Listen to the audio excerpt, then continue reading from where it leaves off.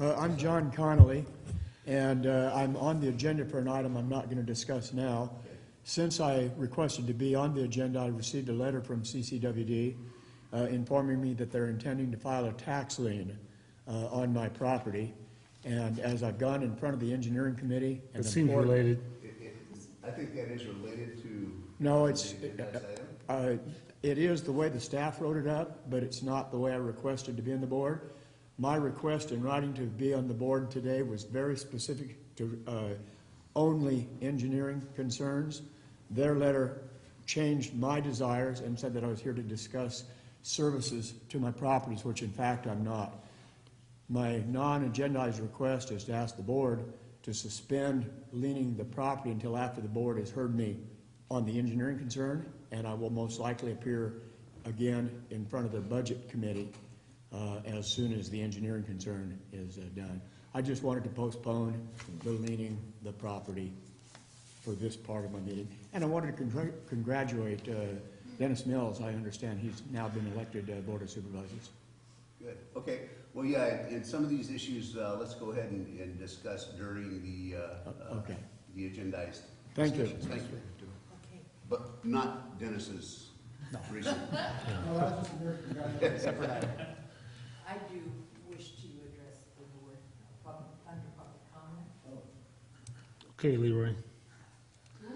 Leroy. State your name for the record. I'm that person who's going to be up there with 3A for the next 6 months. But anyway, I'll just take a couple minutes, and after we're through, I'd like to take a couple of minutes of silence from the board, if you please.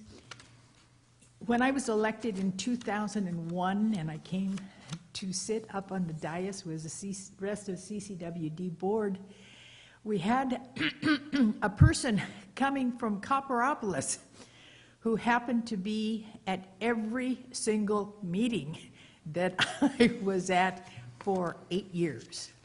We knew and grew to love Monty Kriegler. Monty came to us with 2 issues. Saddle Creek should not get free water, and the board of directors were being paid too much money. They needed to take a reduction in their fees and take care of Saddle Creek water. And he was focused. He was focused every meeting. He was there, and he said the same things over and over again. And it was, you know, Monty was just a real character. He had his own personality. He would bring his girlfriend sometimes to give him some backup, and I'm not sure what her condition is now, but he made a really big impact. Do you remember, Jeff? Do you remember? I remember it differently. No, Monty's a good guy. Uh-huh. And I know that Jeff Myers, and so a few of us remember Monty Kriegler, Victoria, I'm sure. So anyway, so it's kind of sad because I'm catching up. I was reading the May 17th issue of the Union Democrat, and yes, there was a death notice. Monty Kriegler, 75, of Copperopolis, died Monday at Sonora Regional Medical Center, and that would have been Monday, May the 16th. And Houghton Memorial Chapel is handling arrangements. And I just, you know, I mean, the guy was here. And so I think that I would just like a couple of minutes. Yeah, let's go ahead and have a moment of silence, please.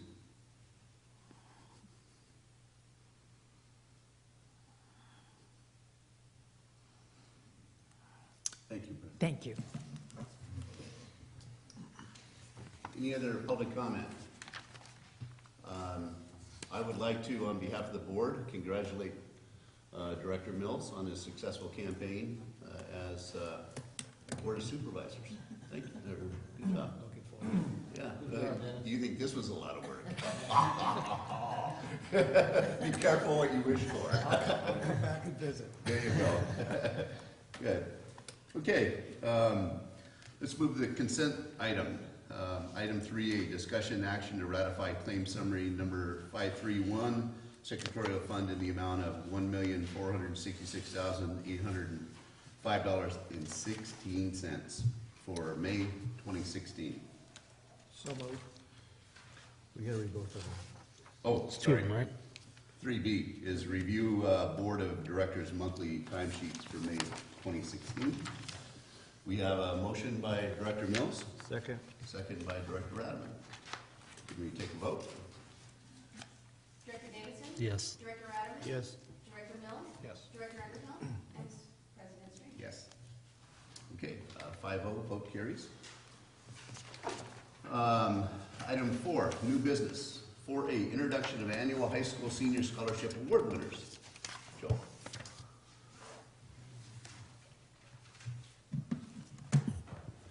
Good morning, President Strange, members of the board. I just wanted to give you a brief overview of this program. It did begin in 2013. We set aside $1,000 from the Water Conservation Fund to award 2 $500 scholarships. We receive essays from seniors from Mountain Oaks, from Bret Harte High School, and from Calaveras High School. This year, we received more than 40 essays that came in. And I want to read you the essay prompt so you know what these essays were addressing. The prompt is discuss the value of water, conservation, and how the drought is impacting Calaveras County and the state as a whole. How do you think challenges presented by the drought should be addressed locally and regionally? Now, when these essays came in, there was a committee of 3 staff members that consisted of myself, Stacy Lawler, and Peter Martin. We took all of the essays and we made copies of them with no identifying marks on them. So there was no name, no information about the student, nothing to influence us. And then after reading through them, we narrowed it down and then discussed the top essays and chose the top 2, and that's who we have today, which is Nicholas and Maggie Jo. So I'm very pleased to introduce both Maggie Jo and Nicholas, just to give you a little info about them. Maggie Jo is a Calaveras High School student, has a GPA of 3.9, plans to attend CSU Stanislaus, and will pursue, psychology? And then Nicholas Kalika graduated from Bret Harte High School with a GPA of 4.2. He plans to attend Cal Poly San Luis Obispo, and he will study civil engineering and city planning. So I'm pleased to welcome both of you, and Maggie Jo, if you would read your essay first, come on up and we'll get started.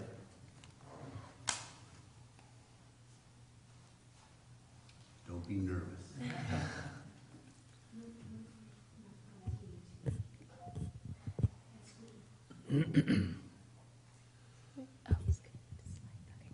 Thank you.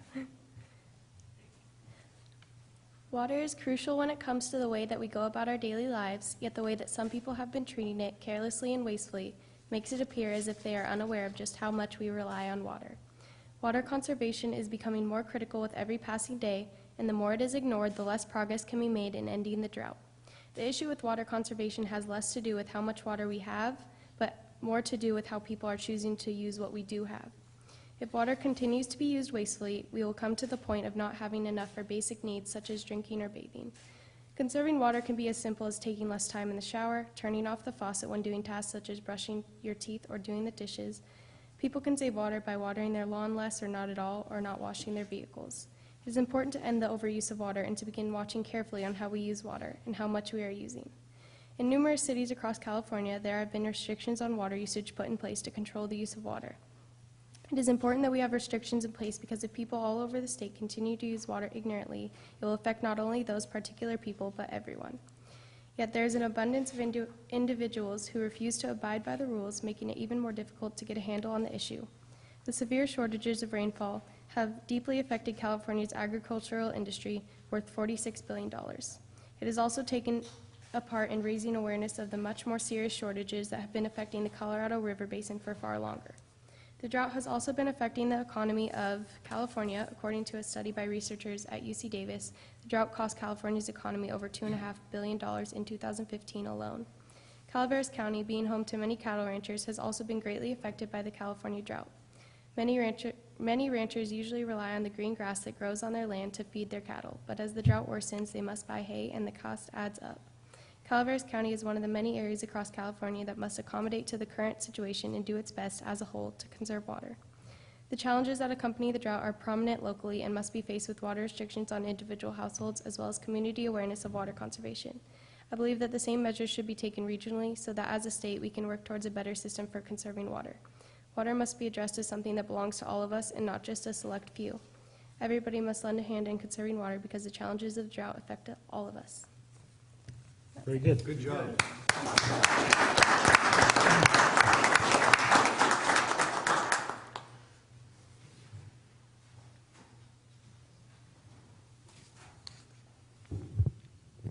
Good morning. Future city manager. Good morning, everyone. My essay is titled Engineering and the Environment. Water is such a crucial piece of California's success as a state because California is one of the largest producers of agriculture in the United States.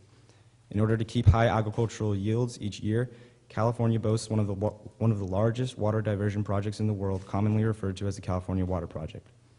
How did this system of aqueducts, reservoirs, river diversions, and pumps get started?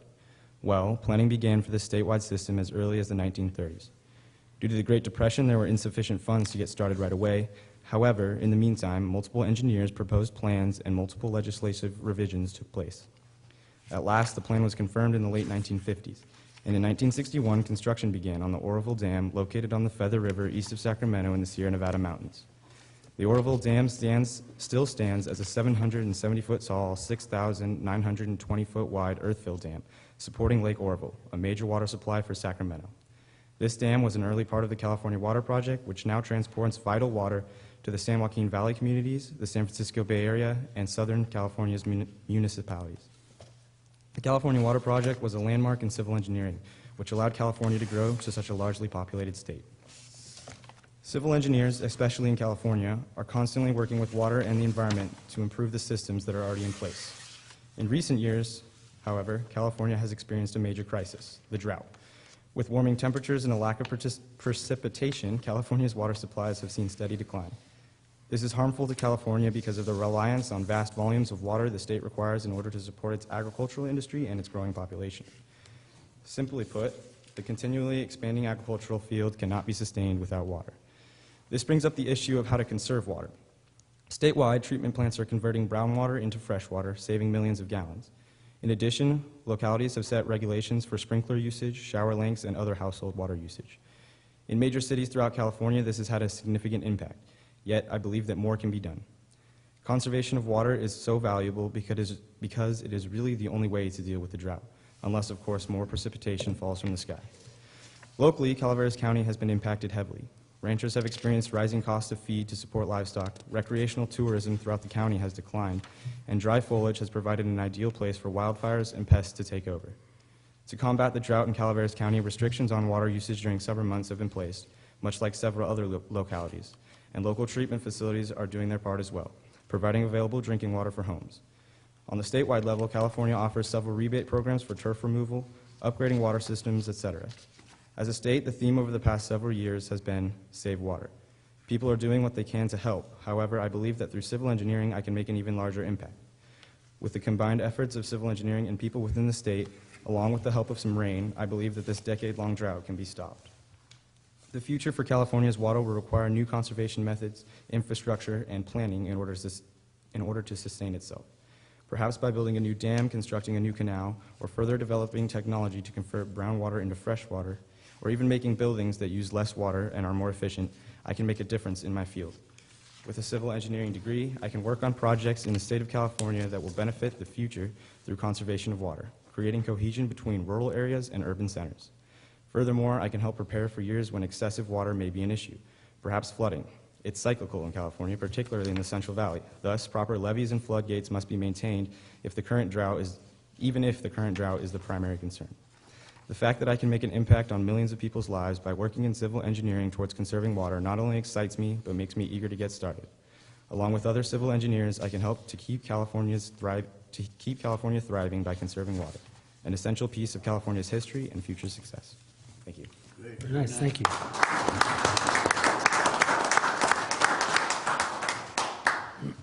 And Mr. President, if you would present these two certificates to our winners, I'd appreciate it. And if the board could come down for a picture, I'd love to get that as well. And if you two would come on up.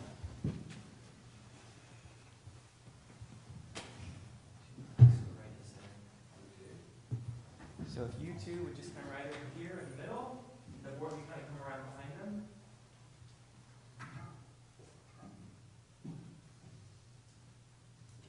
There you go. Congratulations, both of you.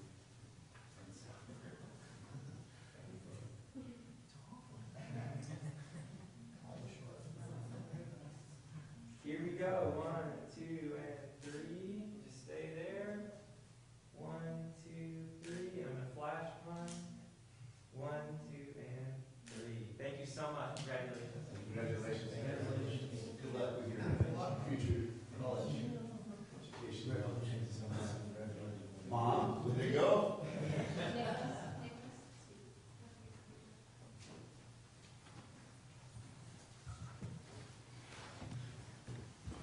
Mr. President, I just, to note, for these fine young people in our community, if you're still interested in water resource careers as they head out the door, if you guys are, and that's fantastic, and we'd love to see you follow those careers, you might want to look into the scholarships that the Association of California Water Agencies has, ACWA. Aqua.com is their website. They've got some really good scholarships that they award on an annual basis, and you guys would be fine candidates for those. So thanks a lot. Great. That's thanks, Dave. Okay, and you guys have what, 2 more days of school left? Okay, see ya. Pool days. My son left for school today with a beach towel in Yeah. the chair. Cool. Okay, great. Item 4B. How many beers? I assume I don't need to do Better not be any. public comment on that. Item 4B, John Conley's request to address the Board of Directors regarding service to his parcels at APNs 066-017-010 and 066-017-011.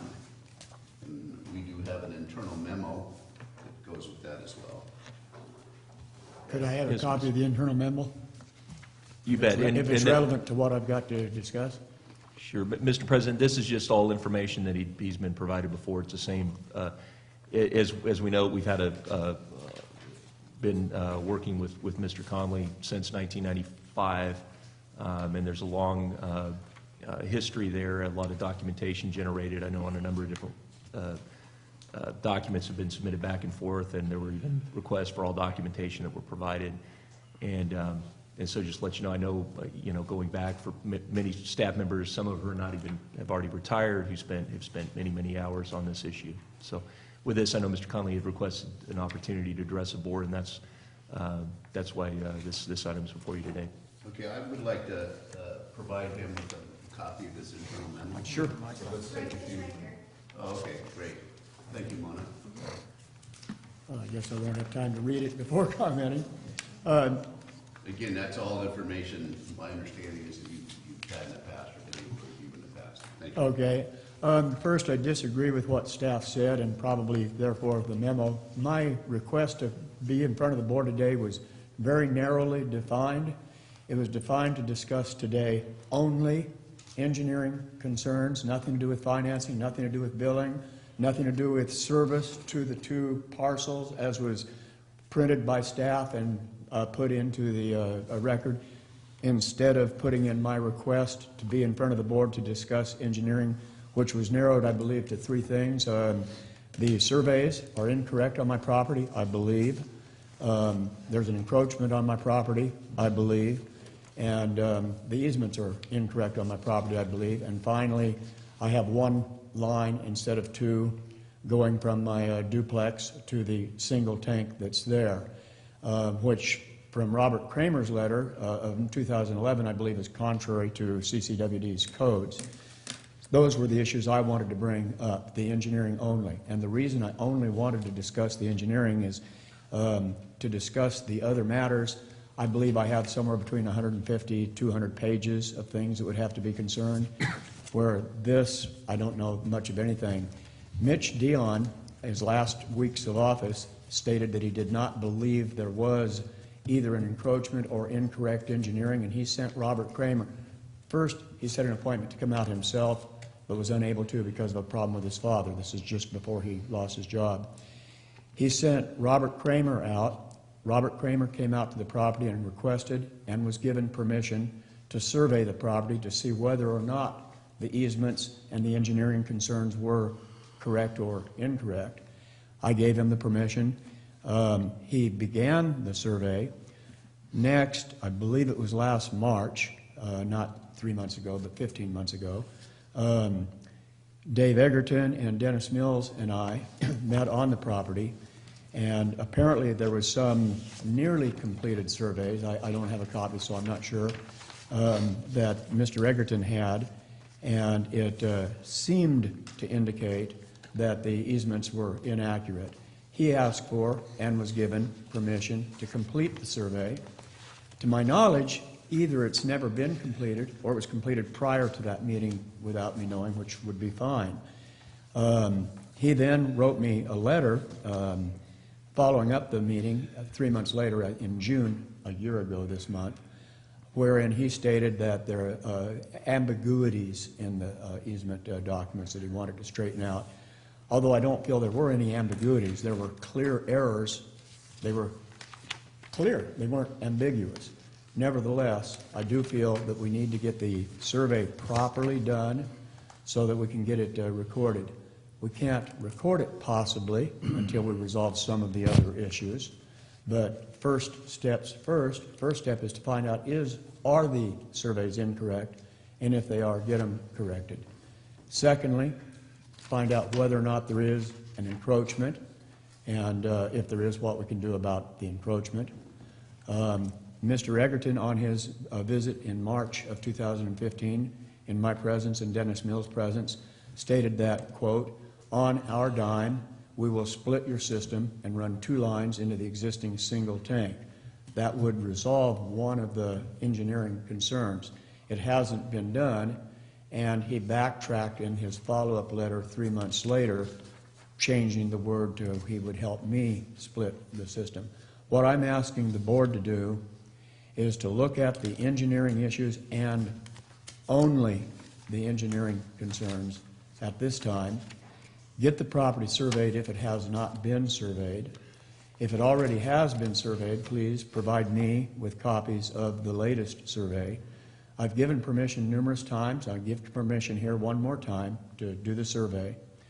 And then based on what I received from the surveys and from the report that you guys generate, my guess is, or my anticipation is, I will then probably try and get a meeting on the Finance Committee to discuss the issues that apparently the staff wanted to discuss today instead of what I wanted, and came unprepared. I came prepared to discuss engineering, not billing. Are there any questions I can answer? You know, I would like to hear from Mr. Kramer as well. I don't know if that's I would too. going to be helpful to the conversation. Yeah, and I've been close to that too, Director Mills, so if you'd like to ask me in as well, I mean, I'm happy to, you know, I think all the documentation speaks for itself. I tried to, but I know in that meeting that we did have on site that we were both there for, and that was just us with Mr. Conley, and the intent was to resolve all of the issues. Excuse me, what meeting are you talking about that you were with me on? The one and only meeting that we've had on your property. Okay, since I'm not aware of it, perhaps you could tell me when it was. You just, March of 20. you just Oh, are said you had a Mr. meeting. Egerton? I'm sorry. My vision doesn't allow me to, I couldn't read your name tag. Yes, go ahead. I apologize. Jesus Christ. So, although Mr. Conley wants to separate the engineering issues, you really can't separate them. This is all combined. There is long-standing issues. For a long time, he wasn't billed for 2 sewer services, even though it's a duplex. He got the benefit of that. Our Finance Committee actually went forward in granting the request to waive those past fees, so there was a benefit there. Then in 2000, there was with the Y2K, unfortunately, our computer system flipped back, and he was only charged 1 service connection again. Again, that was something that we didn't back charge him for. All of those issues are, and he continues, obviously, as we heard earlier today, continues to dispute the charge for 2 service connections. Excuse me again.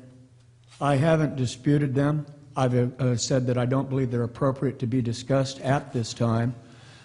most likely I will dispute them if they come up as you're stating they're going to, you know, as your opinion is, but I think the facts probably will make that not necessary, and I agree with Dennis Mills. I think we should hear from Robert Kramer. I have a question, you know, just the basics. What are we discussing here? That's what I was trying to get to.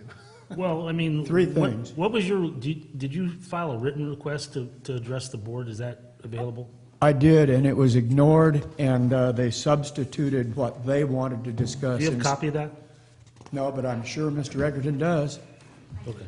Well, I'm It just was trying my to request. get, what I'm trying to get at, and I'm not asking you I'm- right now, okay? From staff, you know, what are we here to try to resolve today? Because, you know, I mean, sometimes the best resolution is to approve or deny a request and then move forward. And, you know, I think that I'd like to know the basics of what we're, of what is being addressed here. Back pay? Sure. Is it access to the property? Is it this easement? It's an easement, an encroachment. Again, I'm addressing, Oh, I apologize. I'll look right at you, I'll call your name. So can we, in a nutshell, talk about what is being, what is the disagreement here that we're having? That we, and what can we resolve today, one way or the other? Yeah, in addition to that, Dave, I mean, you know, some issues have been brought up. What's the status of those? The property survey, encroachment, I mean, that kind of stuff. Can you fill us in on that? Yeah, that's why I wanted to. Sure, and Director Davidson and the rest of the board, just to let you know, this is only before the board at the request of Mr. Conley. So the position of staff has not changed. We've always, from our perspective, we've applied the same board policies we apply to any other customer in the same way we applied to Mr. Conley. And unfortunately, he hasn't been happy with that. There are the issues that are involved here, and it is we've looked at them collectively because they're all mixed together and they've all been discussed at different various times. Includes some of the things that Mr. Connolly talked about, the actual recorded survey or excuse me, the recorded easements themselves for the sewer lines, and the question about whether those are accurately represent where the lines are actually located in the ground. And so there was an effort to do a survey, I believe about a year or more ago. It's my understanding, and Robbie can confirm or deny that that wasn't completed, and I believe that was because of denied access to the property or. Depends on what you mean by completed. You want to, Robbie, would you like to come up? Thanks. But the survey,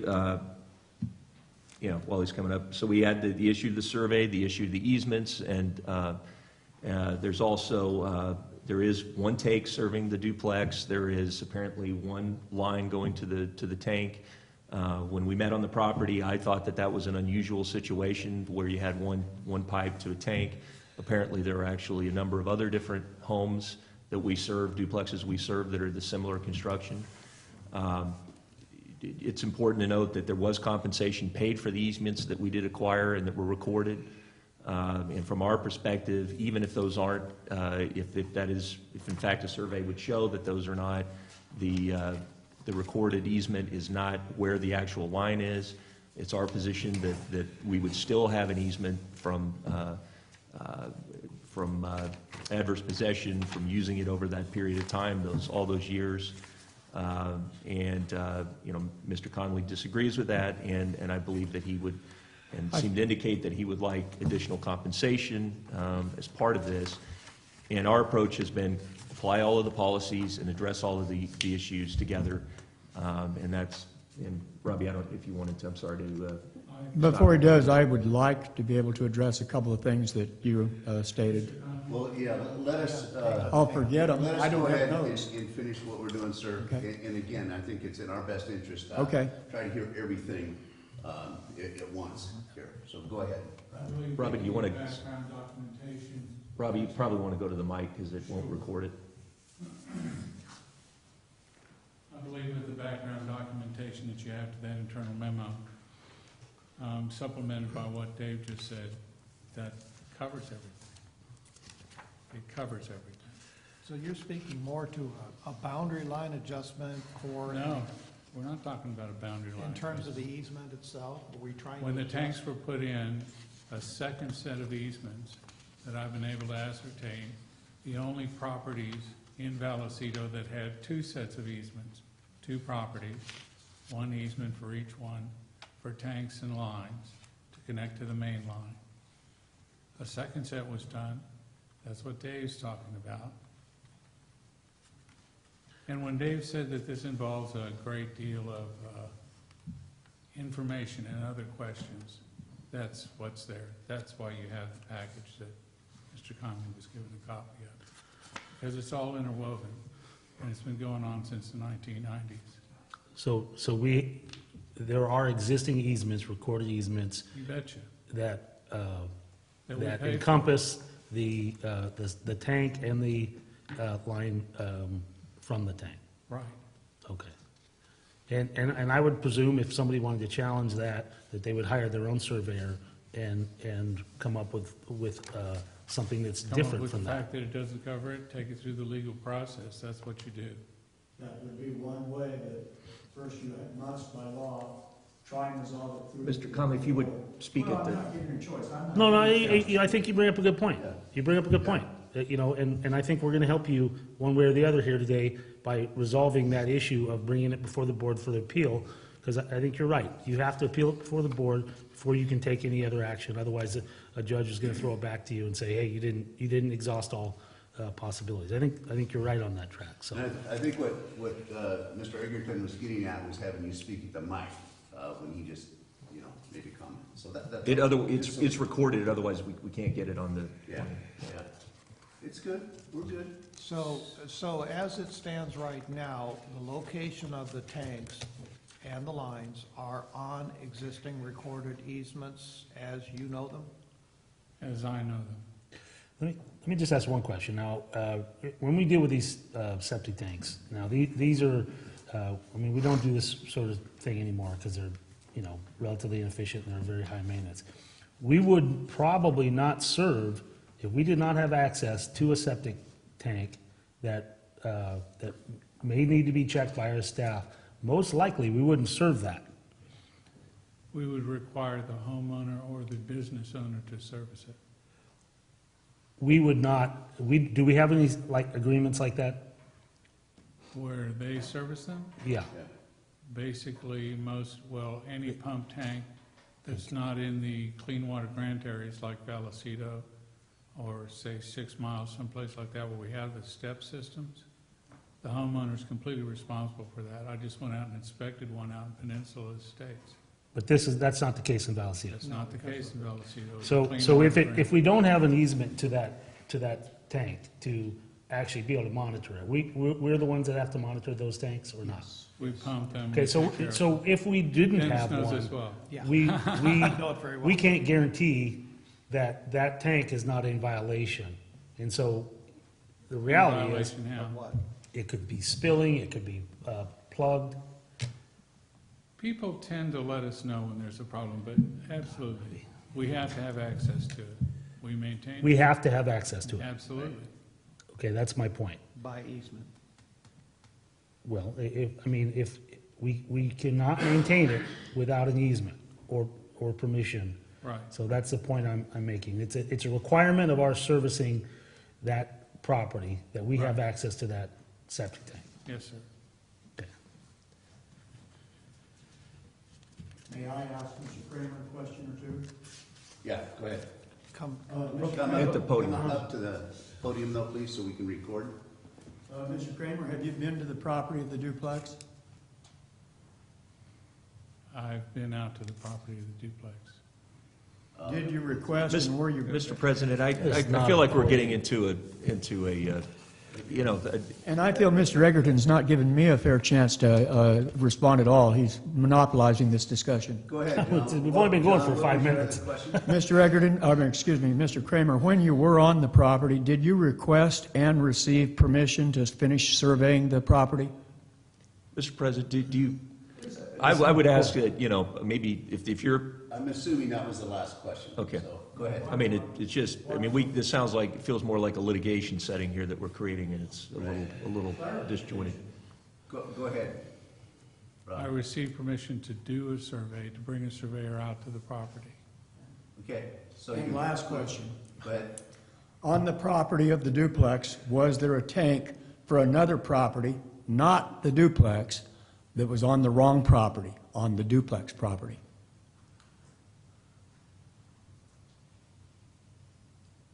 There are 2 tanks on the duplex property. One of them serves his other lot, 010, and one of them serves the duplex, 011. But Okay. they're within easements. okay, I have a question though. Would there be an issue at, let's say for instance, an owner splits these 2 properties, because there's a duly recorded easement on another property that may not be owned in the future by the same owner, will that create any issues? I think, Not if we have valid, if there's a recorded easement, then no, they're gonna be on notice when they purchase it, so when it's split. So it's part of we- the disclosure process Yeah, at the time of sale? and it's It would be recorded. more of a property owner's Yeah. liability. I than just it want would to be make sure ours. that we're not falling into something here. But if we have easements and and the facilities are in easements, it's what Robbie, we've discussed in the past, there's no problem. Whether, the property owner wants to move it back onto their property, if they want to propose that and offer up another easement and cover the cost of that, that's fine. But if we have valid easements, our sewer lines run across people's property all the time because that's how they're built. So that's not an issue. I think the key is valid easements. There is no valid easement for the property 10, as Mr. Kramer calls it, What to have makes its it tank. invalid? I'm sorry? What makes it invalid? The fact that the survey shows it to be on a totally different piece of property. The CCWD has no improvements or facilities on property 6617-10, none at all. Yet they have an easement on that property for a tank that does not exist there. We have easements where we don't have facilities. I'm sorry? We have easements where we don't have facilities. Okay, that's I fine. mean, it's. On the other hand, on property 661711, that's the duplex that most of the questions are on, they have an easement for 1 tank, but there are 2 tanks there, one of them not belonging to that property. It's called an encroachment. And when Mr. Weber said if there was a proper easement, I would agree, but there is not. I'm a retired real estate broker. I did well in law school. And I have an encroachment. As to the disclosure, yes, if I sell the properties to separate owners, I have a real problem. The duplex property would need to grant an easement to the owner of the house. The house is property 10, duplex is property 11. If not, the owner of the house could turn around and sue me and the owner of that bought the duplex, or I had that backwards. The owner of the duplex would sue the owner of the house for an encroachment. That's what I'm here today. That's the biggest thing I'm here today, is to resolve the encroachment. That was the reason that I gave Mr. Kramer permission to survey the property so they could discover what was wrong. Now, I'm trying to remember all the points that were made that I needed to address. Mr. Egerton made a couple. He mentioned a possible prescriptive easement or adverse easement. This was never mentioned until his letter following up last June. I immediately wrote him back and told him that there was no claim for a prescriptive easement, and that if he felt there was, that right now, right then, was the time to address that. It's never come up until today. One reason there is not is in his letter, Mr. Egerton's letter to me. He says there's an ambiguity in the existing recorded easements. Okay, that can't be open and notorious if they're ambiguous. He says, it makes good sense to record a new map and legal description for each of the existing easements. Not only makes good sense, it's necessary. It needs to be done. Again, that's the reason I'm here today. That's an engineering concern. Once the engineering concerns are addressed, then I think it's proper to address other concerns such as billing. In Mr. Kramer's letter to me, which started this all in June of 2011, Mr. Kramer pointed out 2 things. He said, first off, he says that our records indicate that the noted above contains a possible duplex. They knew it was a duplex since 1994, since the board ruled on it in 1999. But he goes on to say that CCWD regulations require 2 water meters and 2 sewer connections if served by CCWD sewer, which it is. 1 service each per dwelling unit of a duplex, and billing for those services. After an internal review, it has been determined you have only 1 sewer service installed for the dwelling and are currently billed for 1 sewer service. That was correct, and that's the way it should remain. However, he goes on, and he, right after saying I'm supposed to have 2, he wants to double my billing. That's a matter for the Finance Committee, and it's going to take a lot longer than we allocated today. Today, I feel that what we need to do is get those surveys done, determine whether or not there is an encroachment, and if so, how to handle it. I'm willing to be more than fair, but I don't want to be dictated to by staff, and that's what's been happening.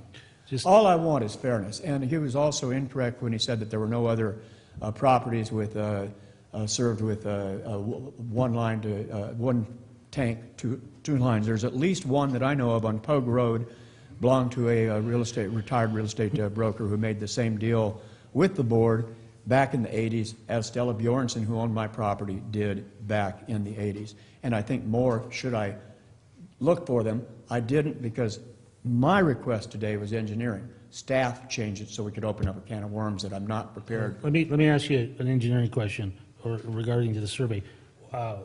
Why don't you want to resolve the encroachment issue? It's your property. I do. It's your issue. That is utmost. You bought that property with 2 septic tanks on one lot, and knowing that it served another house. Didn't know it at the time. Well, it's not our job to tell you. You're a real estate broker. You have the experience to understand that you need to do title searches. But all that being said, why don't you want to work together to resolve that? I believe that's the reason I'm here today. That's the most important thing that I do want to resolve. As for whether or not I did due diligence on not noticing that the tanks were separate, both tanks are in the backyard of a duplex. CCWD regulations require, at the time, 1 tank per living unit. I assumed each tank in the backyard of the duplex was 1 for Unit A, 1 for Unit B. It was many years later I started suspecting, no proof, that one of those tanks, in fact, was for the next door property, my house. And that was what Mitch Dion says, I do not believe that. I need to see that for myself. And he sent Mr. Kramer out to do a survey to ascertain whether or not each property had its own tank on its own property, or there had been a screw-up and both tanks had ended up on one property. I do want to resolve this so we can then move on to address what Mr. Egerton wants to address. I don't feel it's possible to address the billing issues until after the engineering concerns. Otherwise, it's blackmail. Otherwise, it's simply in a extortion. nutshell, what's the request? That we complete the survey, and I get a copy of it, and then we'll move on from there, probably to Finance Committee. I just want to ask staff one last question here. And we believe that the easements exist, as stated, they're valid easements, and we can live with where they are today, or would we like to change them? Yeah, Director Davidson, we absolutely believe that we have a legal right to an easement, either by recorded easement or by prescription, by adverse possession. Either way, we have legal right to the easement for the tank and the lines. And what you're not hearing as part of our conversation before was clearly Mr. Connolly wanted additional compensation were there to be new recorded easements, even though the district already paid for those easements when they were initially purchased and recorded from the prior property owner. So, and I think, you know, I really think there, and maybe this needs to come back, and so we can evaluate all of the range of issues that are involved. But our perspective has been, you have to, from our perspective, because we've had to spend so much time and energy on this, that trying to do this piecemeal really doesn't make sense. It really, if we're going to work together to address it, it really needs to be holistically. It's kind of hard to work with somebody who disregards the policy that we're under, that we have to follow like a policy like 9302 that clearly says a duplex is 2 service charges. And so that's the perspective we're coming from, and my recommendation would be handle all the issues holistically. That's not extortion or blackmail, it's simply the reality that there are a number of issues. That was our approach from the beginning, that's why I was there on the property, was my hope. But when, you know, it was clear that he wanted compensation, additional compensation for the recorded easement if we were to do a new survey and record it, things like that, it's just a non-starter. We don't, I mean, from a staff perspective, now the board can do whatever it wishes, but that wouldn't be our recommendation. Okay. The reason- Yeah, and I have one issue. Yeah, because we're talking about an incomplete survey, or, you know, the fact that we have to validate the survey all over again. And do we have any kind of, well, I'm sure we can't ask for a guarantee that whatever findings the survey shows will be accepted. You know, because it's very easy for Mr. Connolly to say, I don't agree with that. Director, that's exactly why I would highly recommend that if we are to resolve things, and I firmly believe in that. I love to be able to, that's where I come from, is to try to resolve things short of going to court and going into all of that process. But if we do it, I think we need to do it holistically. Right.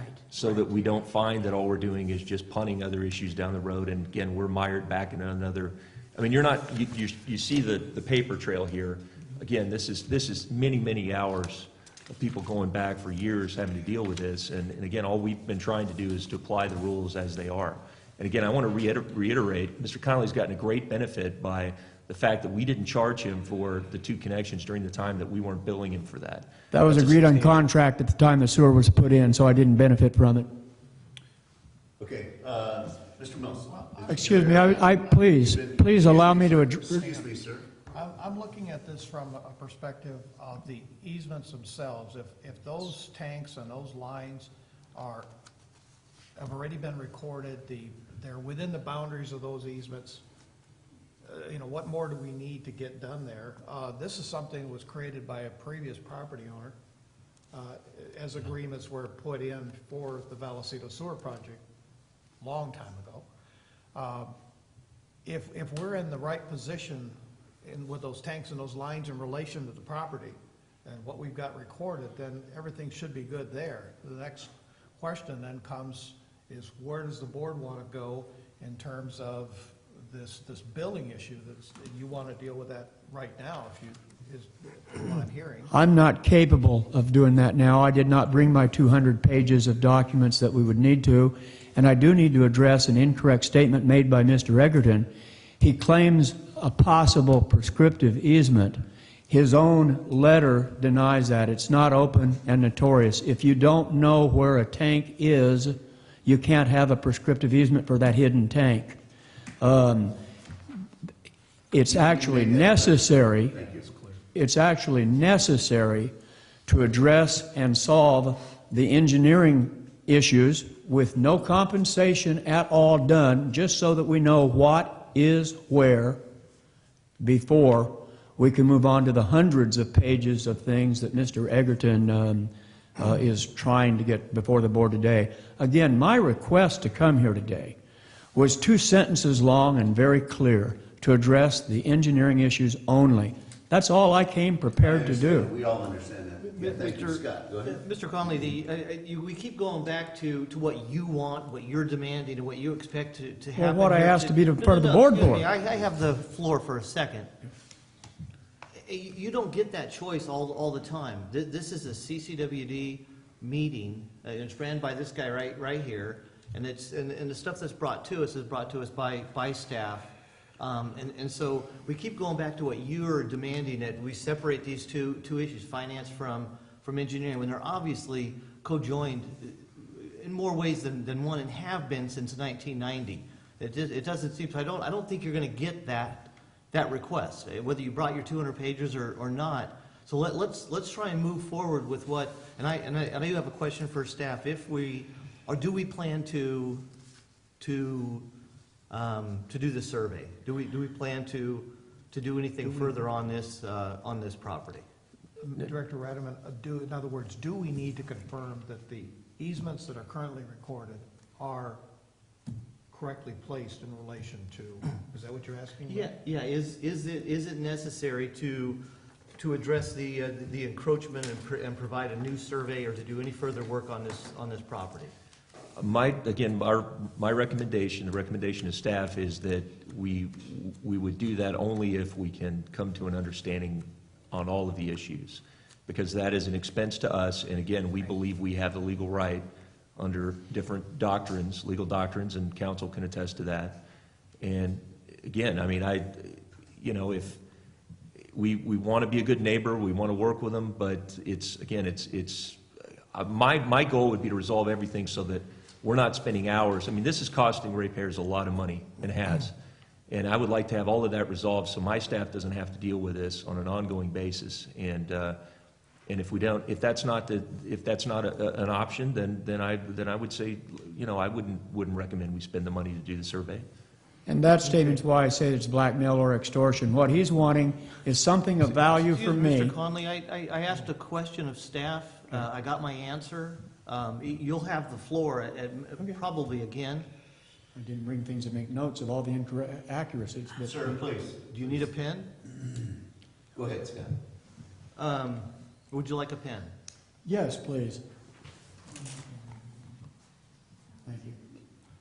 With the fact that we're not planning on doing anything further on your property, but staff does believe, council does believe that there is a legal easement, a legal recorded easement.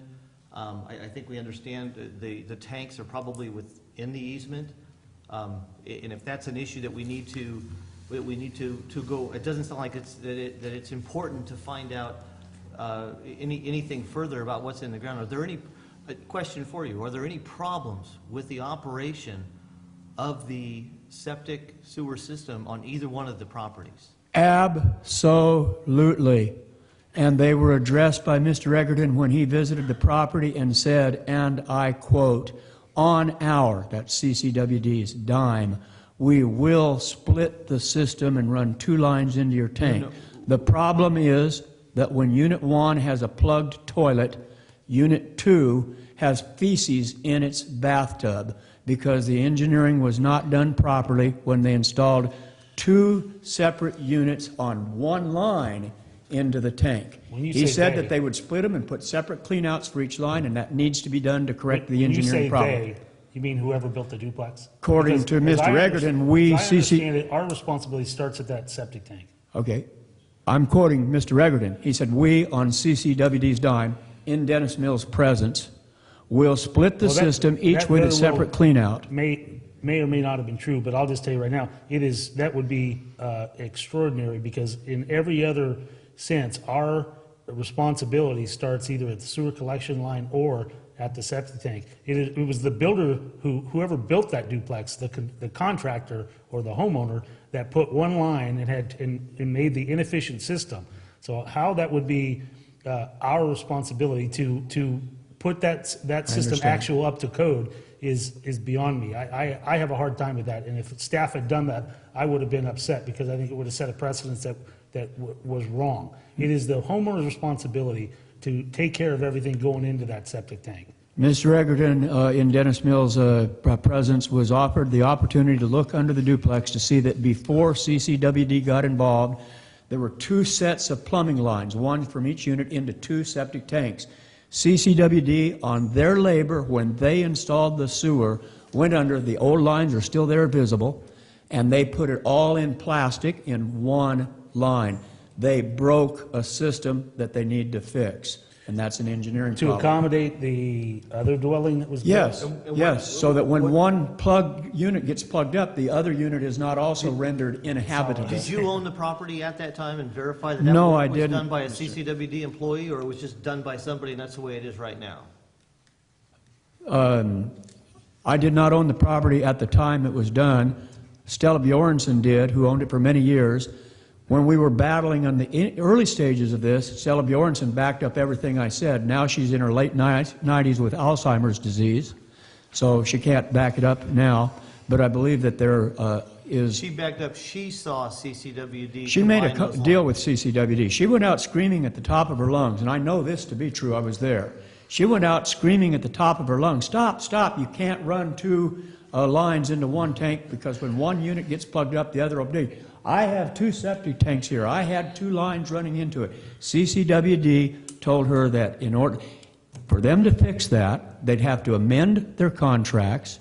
It would slow down the entire Vallecito wastewater plans, and that instead they would treat it as a single unit and bill it as a single unit.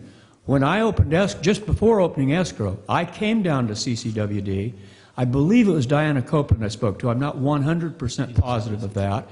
I brought bills from both my house and the duplex. And I said, I'm considering buying an income property. I need to know my expenses. The duplex is being billed single. Is that going to be the case? I sat out in the lobby for about 15 or 20 minutes downtown San Andreas. She came and she said, yes, on your property, it will always be billed single. Well, the one thing about our rates and charges is the law allows us to change those rates and charges and our policies.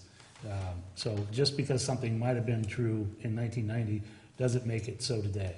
We're allowed to change our charges given the situations. If it was a contract, which basically it was Do you a have that contract, contract? you can't make a unilateral change to a contract. Do you have the contract? Well, it's a contract when CCWD offered in exchange for being allowed to run a single tank with single lines, a single building. Yes, that's a contract. That's an offer by the offeror to carry out the terms of a proposed transaction in exchange for promised by the offeree. Okay, thank you. I'd like to try to wrap this up, but council, can you provide us some perspective on? I want to make a proposal or give some. Excuse me, I hope I still have this because you asked me to take notes. There was 2 things I needed to bring up for Mr. Egerton. The blackmail or extortion exists when he says that you need to do them all together instead of separate. In other words, what he's saying is we're not going to record an accurate easement until after you've agreed to our billing terms. I'm saying they're not related. I'm saying that you, CCWD... You've been very clear, right? You've been very clear about that. What was the second issue? Second issue is his word of the use, legal easements. He intermingles it with adverse possession. Adverse possession, there is none. There is no lawyer that will argue an adverse possession court successfully in any court for a tank that they don't know where it is. Thank you, Mr. Connolly. You can have a seat. Go ahead. I've talked to staff about this for a while. I've looked at some of the old documents. It's been going on for many years. It's my understanding through discussions with staff, through what we've seen so far, that staff believes we have what we need to continue to operate the system and that we believe we can charge 2 monthly service fees, and we're required to under our policy. It would be my proposal that we continue to do that. Mr. Connolly believes he has, it sounds like he has sufficient information that he believes that our easements are either invalid or we've placed things in improper locations. If that's his thought process, if that's what he believes, I would propose that we leave things as they are and Mr. Connolly can submit whatever he wants, whatever offer or demand he wants to the board or to staff in writing that we can consider, and that way it's written, we can bring it back to the board, we can consider it, and we can respond if necessary. I don't think that is what I've heard today is there's really no proposal, and there's really nothing that the board, I mean, Right, we that's direct kind of staff, what- there's that's nothing kind we of can what I've been do. looking for, something that And we so I can would say leave it reject as or is, approve, and and- if he wants to send us a letter that lays out a demand, we will respond to that, but, you know, we believe we can continue to do what we're doing and are appropriately doing it. Okay, Mr. Mills. I would like to make this very clear that no matter what we do or what the customer may do here, is that every person in our system is treated equally and fairly. That no one is given special clauses or special exemptions or whatever it might be. That when we look across the broad spectrum, that we don't have these little pockets of special cases And that's to what- deal with. And I think Yeah. that's what we really have to go after here, is to be sure that when we're done, that anybody in Vallecito can look and say, everybody is being treated the same way. And it's I my understanding, agree. that's really what started this, is that there was an internal mistake that happened with the Y2K, and it happened to a couple people that didn't get charged, and Robbie eventually found all those, and that's brought all this back to. So you're asking him to come back to staff with a proposal? If he wants to make a, bless you, if he wants to make a proposal, I would say make a proposal in writing, and that way we can Would understand. you like this to be an all-encompassing proposal rather than just the engineering side? Well, I mean, I think You that, would? I would, You don't settle I was cases. gonna propose something, but I think it would be better to have, a request. Right. By, The answer to that because question is that allows him to take it to the next step that he very clearly wants to take it to. And I just think, I mean, my opinion is I wanna reject this request on the easements and enforce, what we believe we are owed in pay. But I know he wants to, have, his appeal formally, voted on here, so I want to give him that opportunity. So But he can I move just, I mean, I'm not saying I'm not going to amend it. I want the whole thing to come. He can, I mean, if he writes it, I hope he'll write it in a way that, about the engineering and the payment. You can maybe separate them, and we'll vote on two different things. But if he would bring that to us, we can either accept them or deny them based on, our meeting at that time. Yeah. And then he'll have the ability to move forward or not. Maybe we will vote to, approve his request. But Question, is this discussion action or is this board direction at this point? Yeah, that's what my next point is, are you going to make a motion, or do we just no, direct I staff? think I'm going to take our attorney's advice and give him the opportunity to actually write a request, come back here for a formal vote and discussion, and then he can move forward in another manner if that's what he wants to do. Okay, On that I have issue- one question, please, before we go on, and that's the fact that Mr. Connolly made the, suggestion or whatever, that he come back before the finance committee. And so I want to know if we're going to be sitting waiting for that, or if the I think at this point, It's proposal, a waste of time. it needs to Yeah. come back. Come to to the full board. But Mr. Connolly's been in front of the engineering committee too, right? Yes.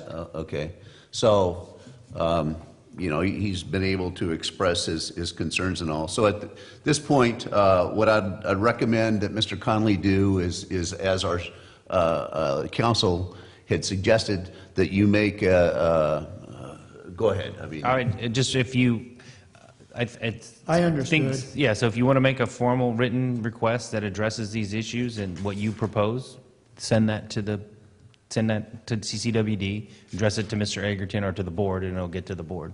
My feeling is that that's not even possible until after the survey. And I have a question for the board. Why did you ask for and receive permission from me to do a survey if you're going to keep that survey from me, which you're now doing? Well, A survey, you can hire a surveyor. yeah, correct. We don't have an obligation. Since I gave you permission to come on... It's a boundary.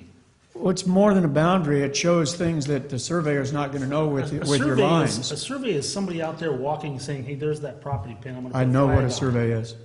And for some reason, You can't see that up CCWD there? asked me permission to do a survey and was given permission. Their stakes are still sticking on the ground that Mr. Egerton saw and that Mr. Mills saw when they were there. They've asked twice since then for permission to complete the survey, and were given it. So I don't think it's fair at this time. Either they know that the survey doesn't, I think they know that the survey doesn't back their case. I don't think it's possible for me to put them together without knowing what is where. I'll sum up by saying on the letter that started all this from Robert Kramer, dated June 3rd, 2011, a very short, one-page letter. The second paragraph is what I'm basing most everything on. It's a short paragraph, and I'll read it. CCWD regulations require 2 water meters and 2 sewer connections if served by CCWD sewer. 1 service each per dwelling unit of a duplex, and billing for those services. After an internal review, it has been determined that you have only 1 sewer service installed for this dwelling and are currently being billed for only 1 service. So basically, he says, you're required to have 2 meters, 2 bills. You've got 1 meter, but we want to charge you double, contrary to their own regulations. I'm going to run something by council. I disagree with that interpretation, but go ahead, let's try to wrap this I'm up. not making this motion. I'm going to read it and see, because I don't know that we're going to get what we need here. But if I were to make a motion, it would be, and I'm open to suggestions, it would be to deny the request for continued surveys and accept existing easements as accurate. Request any compensation owed and enforce payment and continue with our existing rules and regulations. One final statement. My lawyer wrote, and then your lawyer ignored him. My lawyer answered the letter June 3rd with a letter wherein he stated that Mr. Conley, me, would be willing to put the disputed funds into basically an escrow account. I don't remember the words he used for it. Your lawyer then wrote me back and did not even send a carbon copy to Ken Foley, my attorney. I don't have an attorney now, so I'm talking about past. So Mr. Foley told me that was, I believe his words were legally unethical for your lawyer to take him out of the loop. The offer was to put all the disputed monies into a fund way back in 2011. Should we I don't think do that or wait? No, I don't think we should at this time. I think we should just leave it as President Strange had mentioned. If he wants to send us an offer, he's happy to. We will consider it. And we can bring it back to the board. I don't really think we have enough here to really. Well, that's the one thing that's missing from this. I really don't know exactly what he's. I'd rather not so do all that. over the place. I don't know exactly what he's requesting. If at all possible, Mr. Connolly, could you just really kind of come up with, a request that you want this board to vote for or against? Yes, I request. Have it be all inclusive. And bring it back to us so that we can Or review separate it. them. I don't care, but bring it all at once so we can let you move forward Since and the board, resolve this. since the board doesn't like a waste of time, I can make that request right now. I request that this board order staff to complete the survey and provide me with a copy of that survey. Thank you. Thank you. Mr. That's what Egerton, should be voted on. Yeah, and correct me if I'm wrong, staff feels as though the survey is complete and no more additional work is needed. Well, I can't say that the survey is complete, but I can say that, again, I think the process should be that he submits it in writing, and then and there's a full opportunity to consider that, and if he can present anything he wants to present. And, again, I doubt our staff's position is going to change. I'm sure it won't. And again, I want to provide the process. I understand this is a democratic process. I want to make sure it is meaningful. And Okay. And the I have fact one that we- question for Mr. Egerton. So let me just say now, Mr. Connolly, please It's put regarding his letter. please put your request in writing rather than your verbal request that you just mentioned. That way we have a good That'll really paper delay trail. things. He says Go it's ahead. ambiguous. I just want him to tell me what's ambiguous so I can do what you're asking. Yeah. Any other questions, comments? No, I just hope that you'll, do this in a timely manner, and then we can give you the opportunity to move it to whatever other venue you can. I just think it's, most likely this, there's 3 houses that are being served by 2 meters. This kind of stuff used to happen a lot. It causes a lot of problems. Yeah. It sounds like somebody took some liberties and changed some things. Who did? I have no idea. Generally, those are property owner issues that we're left to deal with. Something arises, something gets changed, we don't know about it. But it just seems like an easy thing to resolve. It is still, I don't see there's any way that we're going to treat one duplex owner different than every other duplex owner in the county. I just want to treat it We're the not same gonna as the do one that. on Pogue Road. Well, I think that's across the board. We just want everybody treated fairly throughout, everywhere. Could I Okay. meet with Dennis Mills, my board member, and discuss this to You can- decide how to proceed? Yeah. You can have dinner with him tonight. Yeah, you're Okay. welcome to, Okay. whatever. Thank you. Thank you, Mr. Connolly. Okay, let's go ahead and take a 10-minute break, and then we'll come back for the budget workshop, item 5A.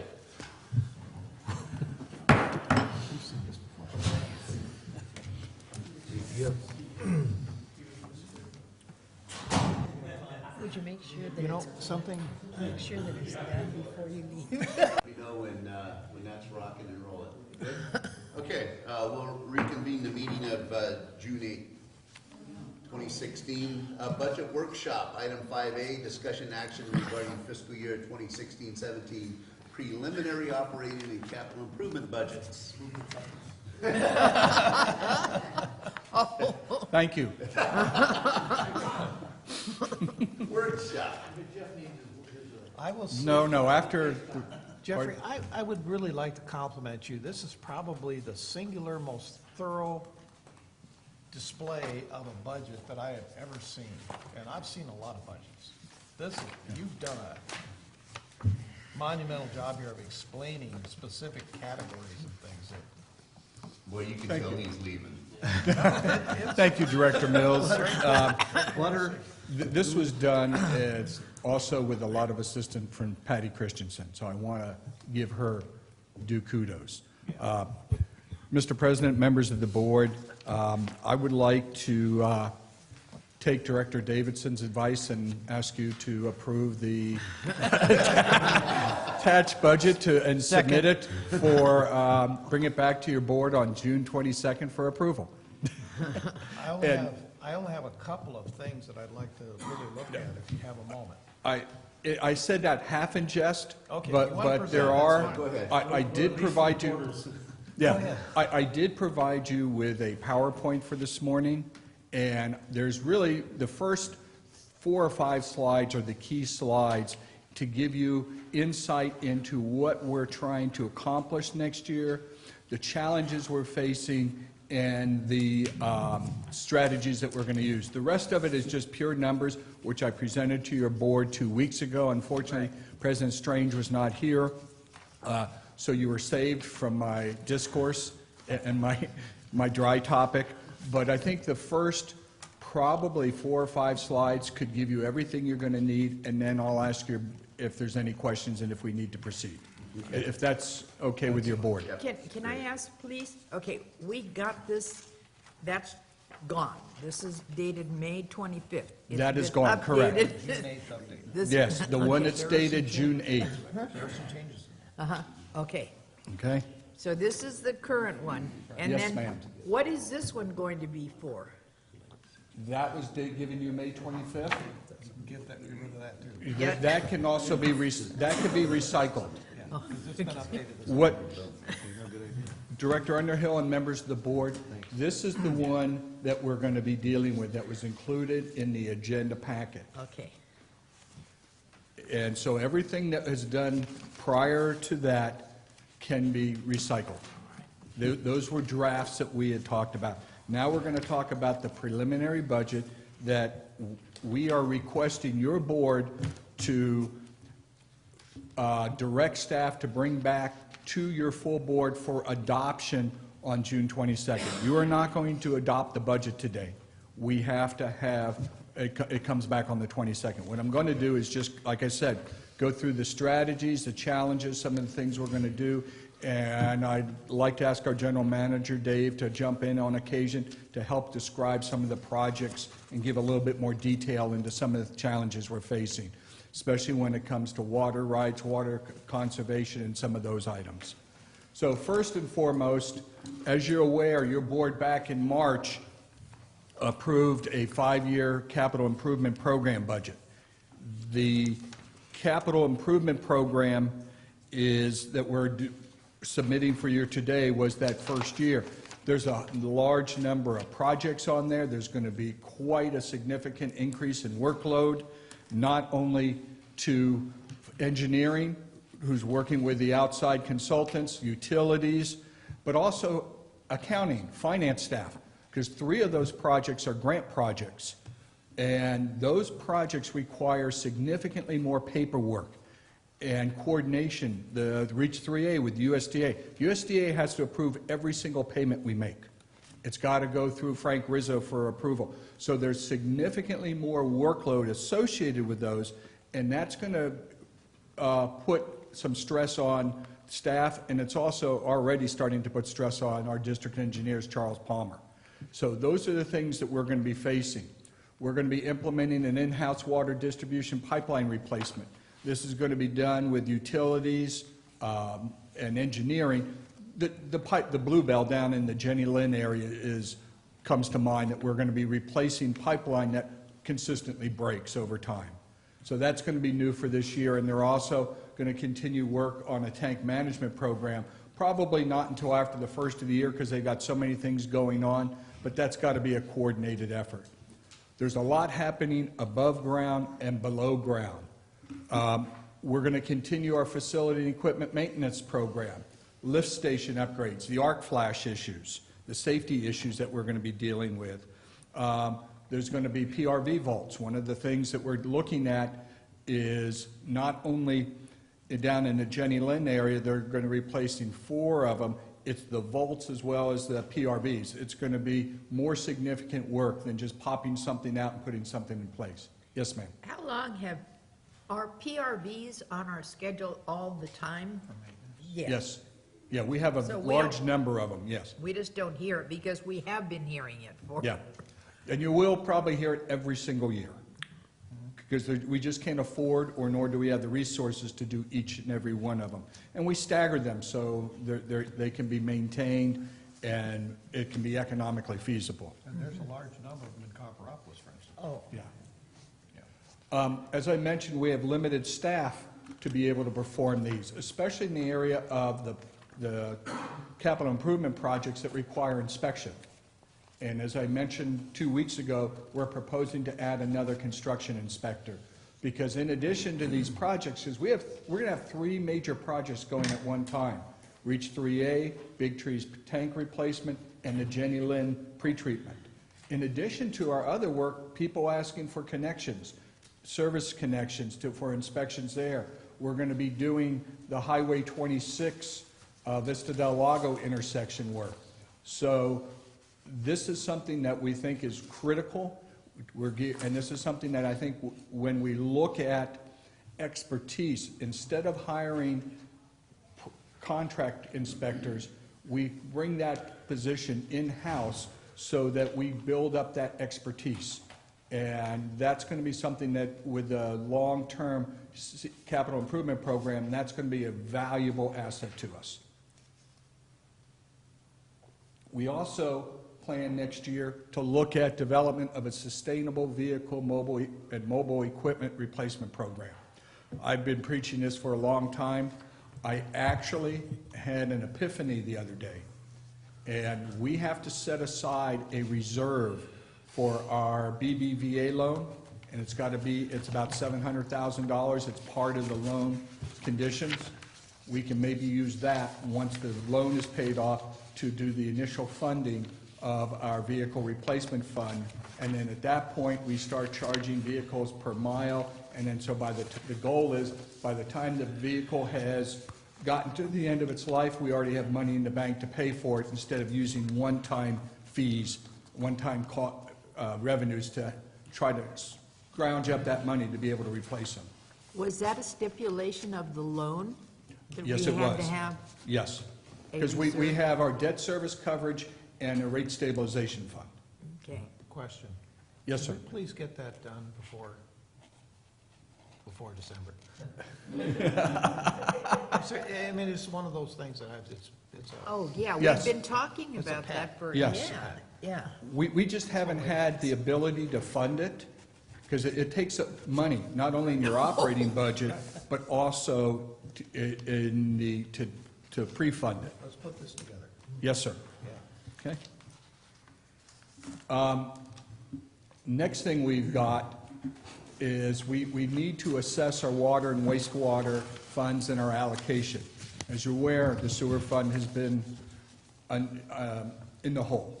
And one of the things we're going to be looking at that has been discussed is how do we allocate our property tax revenues, since we don't see any additional revenues in this next year. Maybe we can shift some of that allocation from water into wastewater, because until we have adequate debt coverage, we cannot access grant money for West Point Woolseyville consolidation. That's high on my list to do. And once we also have the audit in place, we're going to be looking at a real good assessment of both of these funds and then a cost of service study. We might be able to do some financing shuffling to get that done.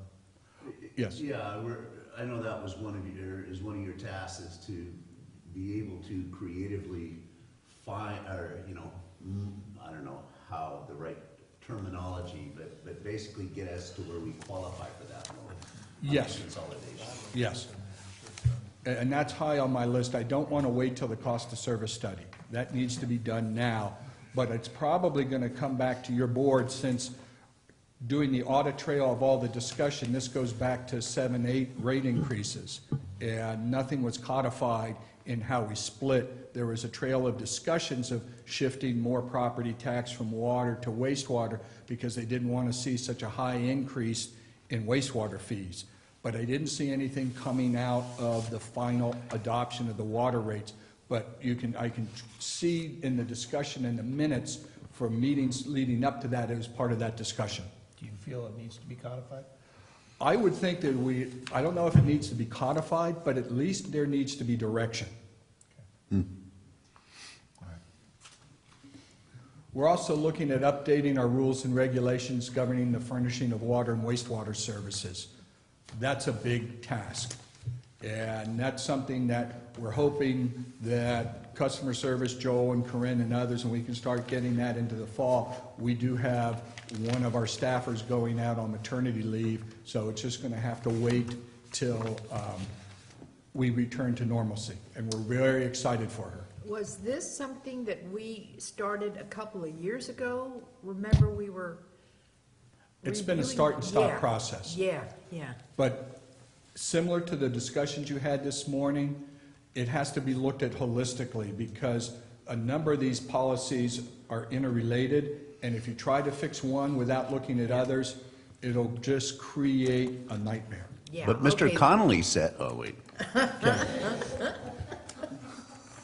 We're also going to be looking to apply IT techniques to improve our workflow. We have an IT steering committee that's going to be looking at things we can do, software products, workflows, and we've also included in the budget some help for our IT. We're looking at bringing in some outside resources on a contract basis to be able to see what we can do better and what type of resources we're going to need before we actually look at either outsource some help for the day-to-day work or bring in another body. But this will be about 9 months. Excuse me, did you say outsource some? We're going to be able to bring in a contract with a firm to help provide our day-to-day support. And this is something that we have been looking at for quite some time. But we want to be, outsource may not be the right word, I apologize. Okay, yeah. We're looking at assistance to come in and help our IT staff right now because we're way beyond a one-man IT shop. Please include GPS in this discussion. Certainly. And GIS, and it is part of that overall discussion. Right. Okay. We're going to have to continue with our succession planning efforts. There's a number of us who are graying and get older that what we're trying to do is work with those who are 2 to 3 to 4 years out to try to look and work to be able to work through that transition. I've already started it in accounting and customer service with my looking towards retirement. And with that, I think that's a good idea, but I would also caution that we create programs so that people that aren't necessarily already in-house, if we hire from outside, so to speak, as staff members have the opportunity to move up and away into other opportunities. And we don't just focus on that training necessarily or that information that benefits only in-house folks, but yet the idea that, again, if we hire folks that aren't inside for certain admin positions or whatever it might be, that those resources are available for them as well. Exactly. And one of the things we're doing is creating what we call desktop manuals, which are guidelines to do the day-to-day tasks. So when somebody from the outside does come in, it makes it easier for them to go ahead and understand what we're doing. Cool. Good. Thank you. We're going to be developing a Sigma plan for Western Calaveras County, that's per the Sustainable Groundwater Management Act. Peter's going to be very busy with that. They're also going to be working on a Moke River water supply study, and I kind of, Dave, if you can jump in and give me a little bit more information, or give them a little bit more information on that effort. Yeah, and that's just to support the demands and supplies that we need to meet our long-term goals, or needs all the way out to build out as part of the AB 142 study through the Secretary of Natural Resource Office at the state. Peter's working on the scope of work for that right now. We're waiting to see what happens as far as who the Secretary of Resources hires to do the report itself. There's some indication.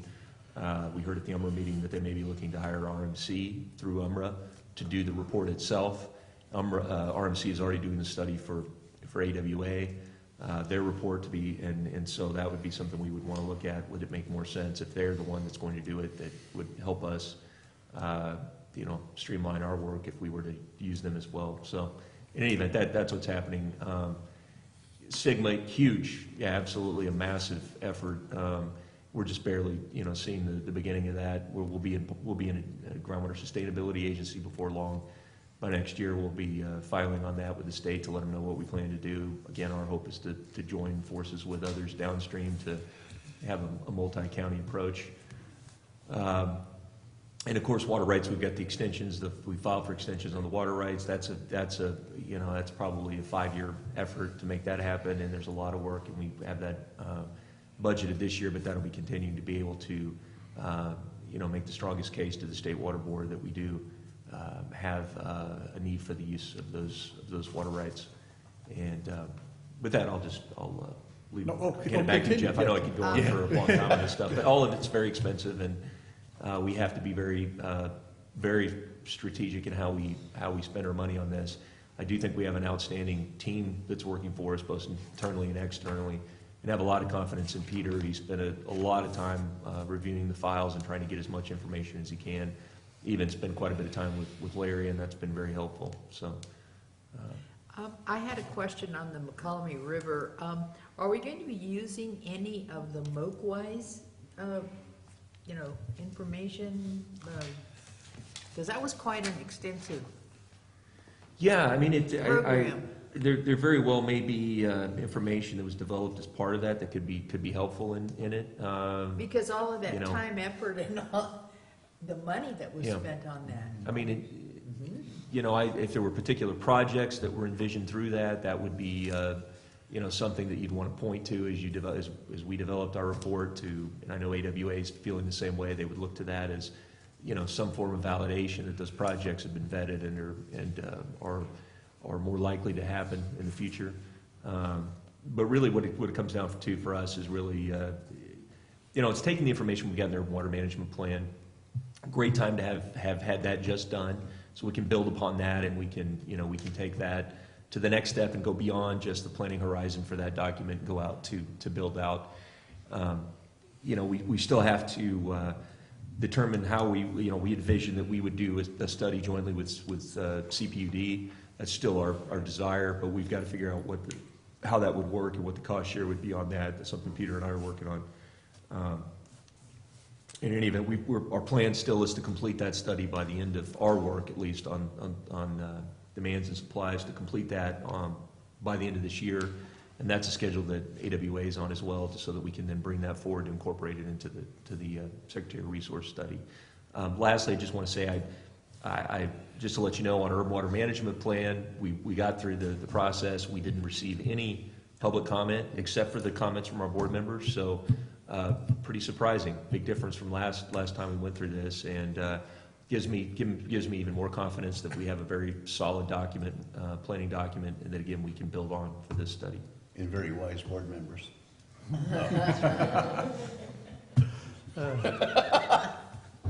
Careful. No. Yeah, no problem. Dave covered a lot of the issues that we're facing and the challenges. I just want to kind of add 2 more that are up there. We're going to need to prepare for expansion of the long-term state water conservation requirements. That's going to be something that's ongoing, that the state's going to be looking at, and Joel and Peter are going to be working with that. We also have the tree mortality program that's going on as a result of the bark beetle infestation. And Dave brought that to your attention at the last meeting of what we're going to be working with and our cooperation with the county. There is a meeting this morning at 10 o'clock at the sheriff's office. Right. That was, Robbie was to go to that one, so hopefully he got there before missing too much. We should ask them to reschedule their meetings so they're not.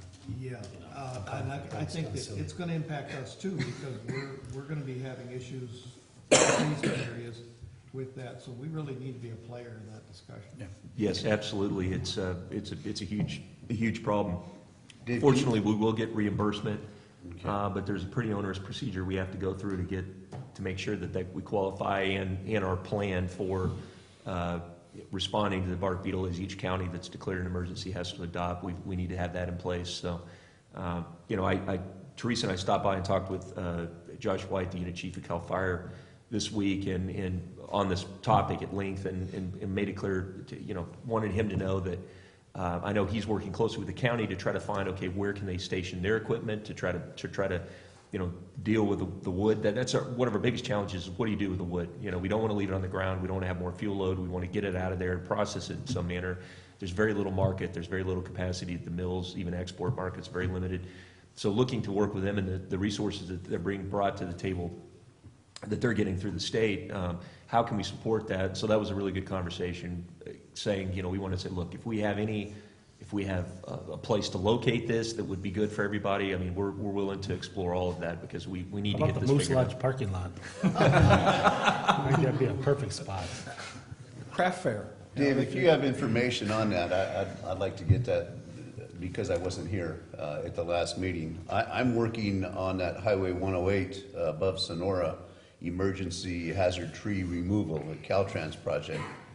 And it's, when you hear the tree mortality bark beetle, you think one thing, but to really see the infrastructure development that has to happen to provide access through other trees to get to those trees, and the significant amount of vegetative impact for removing one tree of the surrounding vegetation is significant. And I'm seeing that firsthand and just going, wow, this is more than just cutting a dead tree down and moving, relocating it. So, I mean, they're dropping trees on the highway and everything, so it's all the, traffic control, and it's just $6.5 million project to do 20 miles of highway. Well, No, they need to bring the National Guard in right now. This would be a It's- decades-long issue for us, Yeah. and we can't be thinking about this for just this year. Yeah. Yeah, that really is the horizon we're looking at. I mean, there's when you hear somebody like Tim Tate said that they're worried they're going to lose seed stock on Ponderosa pine as a result of this. I mean, so we've got it. That's why I think we need to be right there in the development of the plan and implementation, and trying to, if we have anything that we can offer up to help with this.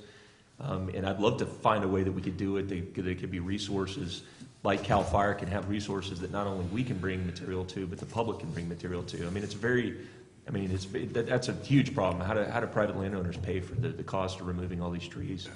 One of the things that we did here at the task force meeting that was encouraging, though, is even if the tree is located on private property, if it threatens one of our facilities, we would have the ability to get reimbursed for that. So that's something that but there's going to be a much greater need than that.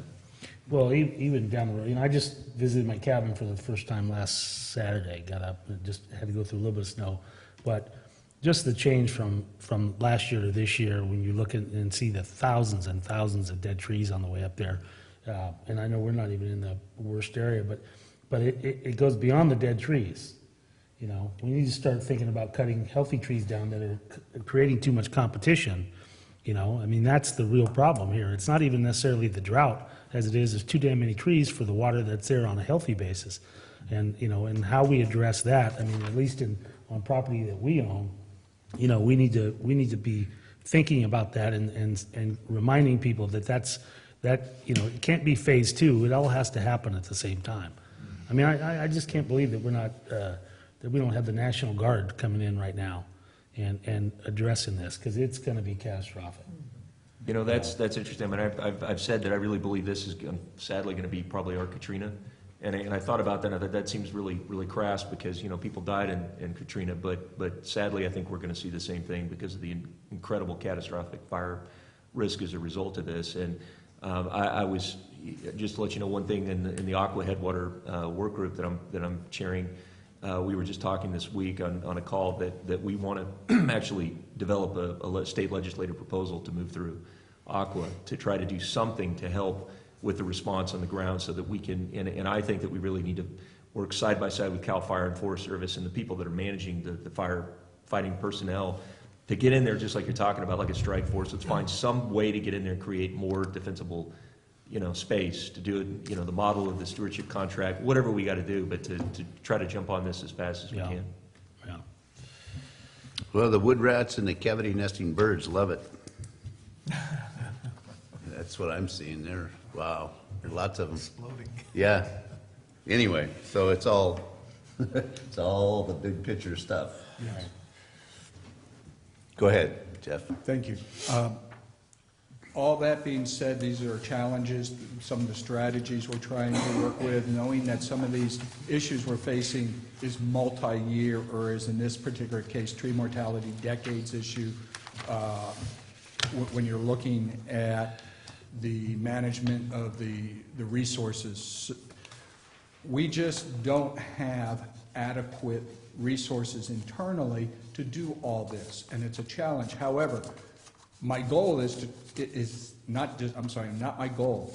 I have to present to you, the board, a balanced budget, to look at our expenses, to look at the things that come towards us that we have to fund. Our budget is broken down into salaries and benefits, which is personnel services, services and supplies, things we buy for day-to-day operations, our contracts we have, professional services, capital outlay, and then debt service. When I look at the services and supply budget, it's going at, I'm proposing an increase of $397,000. $378,000 of it are those three things at the very top three bullets, things that are outside our control. We have CPPA rate increases of 2 cents per kilowatt hour. It's almost 24% increase. We have New Hogan O&M, which we found out just a couple weeks ago. It's gone up $155,000. This is from Army Corps of Engineers. Is that a one-time charge? No, it's a new annual cost for us. And it's related to what?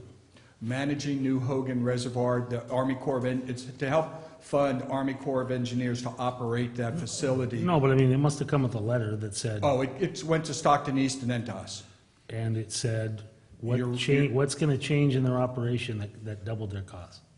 They are providing that information to Stockton East, and they've gone through, Stockton East has requested an audit, but they're back up. I have not seen that because Stockton East was actually meeting either yesterday or today to talk about that some more, but Are you sure Stockton East just didn't pass the whole bill along? no, it's proportional.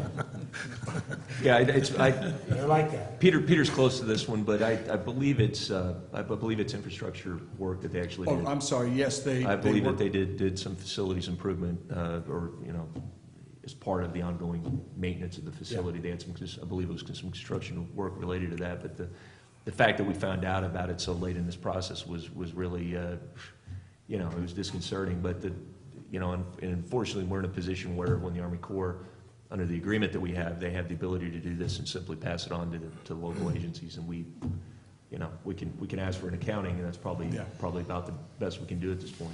It's the floodgates and some of the management of the facilities. As Dave said, it was replacement and maintenance of some of their costs, and they spread it. They can come back on a 5-year basis and revisit their costs.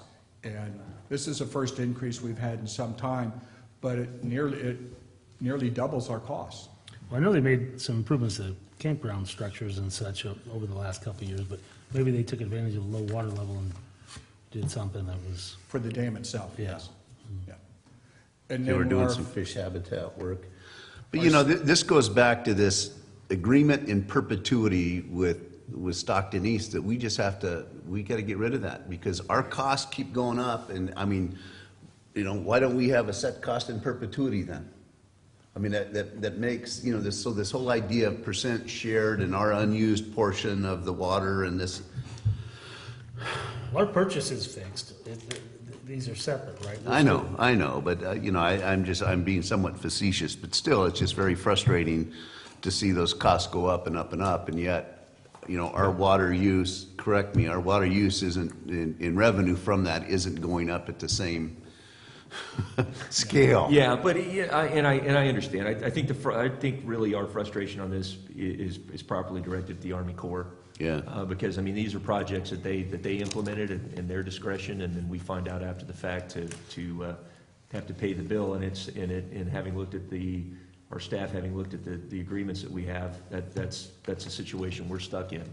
So it seems that's the part that needs to be changed, might be the way that's done.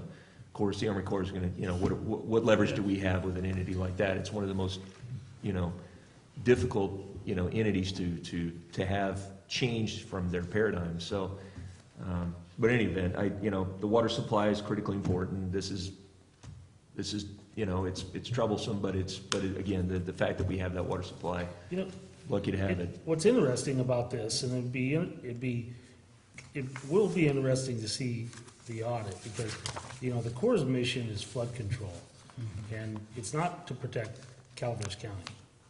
You know, the flood issues are to protect San Joaquin County, Stockton, city of Stockton. So it'll be interesting to see what these are related to, because this might be an opportunity where it's not a proportionate consumptive share. You know, they may have sent it as you know, because we've always paid the bills based on, you know, whose share of water. Right. This may be a completely unrelated issue of water supply. It may be strictly a flood control supply that we may want to take a look at and say, well, this has no direct benefit on Right. Calaveras Right. County. Right. And then, you know, and that may not matter, but you know, depending on how the agreement with the Corps is written out. But even just And to we'll have look the into it. conversation is enough. Yeah. That we just make that Yeah, statement. Yeah. yes, and No. we will look into that. Yeah, and how much increase in camp fees and whatnot that they're hitting the, you know, the local users of. And so what you're saying is that how much attention are they gonna pay to us? Yeah. Well, You know, no, I'm will just we- saying that depending on what the construction work that they did, if it's a recreation component, then I agree that that's part of their mission also, and we directly benefit from that, and Stockton East probably doesn't benefit from that. But if this is a flood control issue, you know, I mean, then I think there's a whole different picture there, you know. And how long will this audit take? That I don't know. Couple of years. But I believe there, initially, the Corps provided Stockton East with some information, and their board was going to look into not only that information and the ability to request an audit.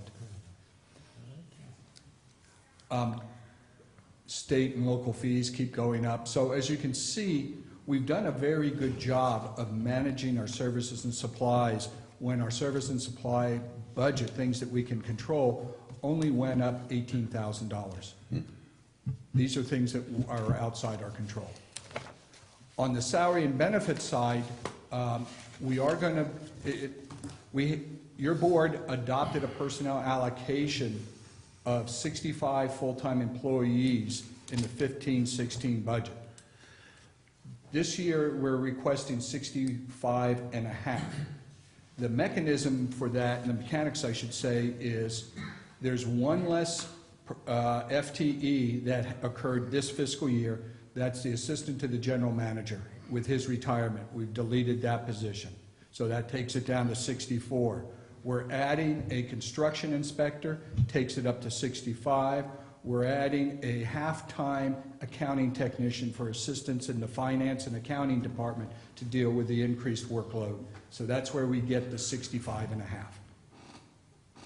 We do have some costs associated with increases associated with the budget. There is a COLA of 3%. That's the last of the COLAs for the 5-year program. They're going to be looking at a new MOU. Yeah. The management and confidential will get a 1%. There are PERS cost increase of about $135,000. They continue to look at how they allocate costs, whether it's mortality adjustments, their discount rate, their smoothing techniques. It's just a little bit more coming out of the district for PERS. Now, I want to remind your board that there's two portions of PERS. There's the employer rate and the employee rate. CCWD employees pay the employee rate. So that's already been happening for several years. And that's 8%, approximately 8% for the classic, the standard program that's out there. And then medical insurance costs are projected to be about an 8% increase. We know what they're going to be for the first half of this fiscal year, but not next year. We won't find those out until this fall. So overall, our operations budget increased by $1.3 million. However, the challenge is our revenues only go up $525,000. That's the bottom bullet. So how are we going to make up that? That's where the stress level comes in and the creativity. Yes, sir. So I guess my question is that one FTE that we're looking for in construction inspection, are we sure that we're going to have the construction projects that we have funds for to move in that 5-year plan to keep that person busy, or what happens? Yes, we do. Okay. And I'm going to get into that in just a moment on the next slide when we talk about transfers. Okay. Our consumptive revenues due to the drought has, dropped about $600,000 from our high in 12-13, 13-14, and we lost about 40% of our consumptive revenues. At a high, we were about 1.5 million. We were down to about 800,000. We do see a little bit of an uptick, but it's hard to gauge right now because we don't know how many people have changed their habits completely or changed their landscaping. That's something I guess all water districts in this area will be looking at. So we did look to increase our revenue about 226,000. That's a little bit on the consumptive side, but also new connections. So we're going to see a little bit of an uptick. I tried to help out. I washed my whole driveway down last night. I appreciate that, and you don't put a spray. Trying to set an example for my neighbors. We are taking a conservative approach, though, on the additional revenue with where we made the changes in conservation. But and I think that's the prudent thing to do. If we see more water use, more revenue come in, then that will, as you'll see in a moment, will reduce the amount of the transfers in that we would have to make. And Yes. we are seeing One-time an funds. uptick in new home construction as well. Jenny Lynn, for instance. Yes. Murphy's is another one that's starting to see it. So, that's hard to figure into a budget where, what that number would be. But it's just it's a positive indicator that we will see more consumption simply because of that. Correct. Not much, but. 3-4 years ago, we were getting maybe 5-6 new connections a year. Now we're close to 50, 60. It's starting to get back. Will it get back to the 400 a year we saw in the early 2000s? Probably not. But when we look at revenues, we do anticipate more water and wastewater revenues, and that's kind of what's built into this. And that's a very positive thing. Property tax revenues are flat. We got our numbers from the treasurer tax collector, so at least they're not going down. And that's a positive note, especially in response to the Butte fire. We do get, MID did tell us that we can probably expect to see not quite a return to normalizations of our new Hogan power generation revenue, but we're anticipating conservatively at least another 125,000. It was down to $70,000 last year. Okay, we were talking about new construction. We heard the other night that they're going to be building out in Bret Harte Center. So while we don't get any of the water or sewer, we do get property tax. So that's something. And that's generally a very positive sign because if construction's going on, there's generally people working, and we can see maybe an uptick in the economic activity, overall economic activity in the county. North Fork revenues are flat? Actually, they're dropping. They're dropping. Because it is a result of the composite engineering cost index produced by the U.S. Bureau of Reclamation. It's part of our deal. It's part of the deal. It's not based on generally revenues. It's part, it had been increasing over time, but the lack of, of inflation in that particular part of the industry has kept those revenues flat. If it's dropped maybe very minor. That must be a lagging indicator, Yeah. most likely. They- I see that changing. you Yeah. know. They look at that on a quarterly basis and make adjustments. But I do track that. So operating and non-operating revenues are up $525,000. When you compare that to the $1.3 million increase in O&M operating, the question is, where do we get the money?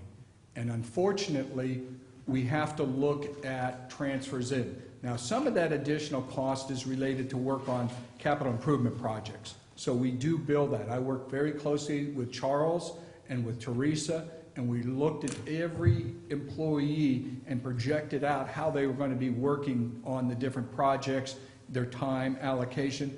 I mapped that into the salary and benefit costs, so each one that's going to be working on project was allocated a percentage of time.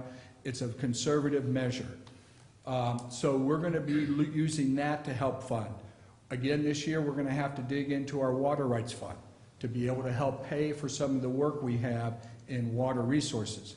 Is this an appropriate way to do business? Not necessarily, because we're going to have future needs for that.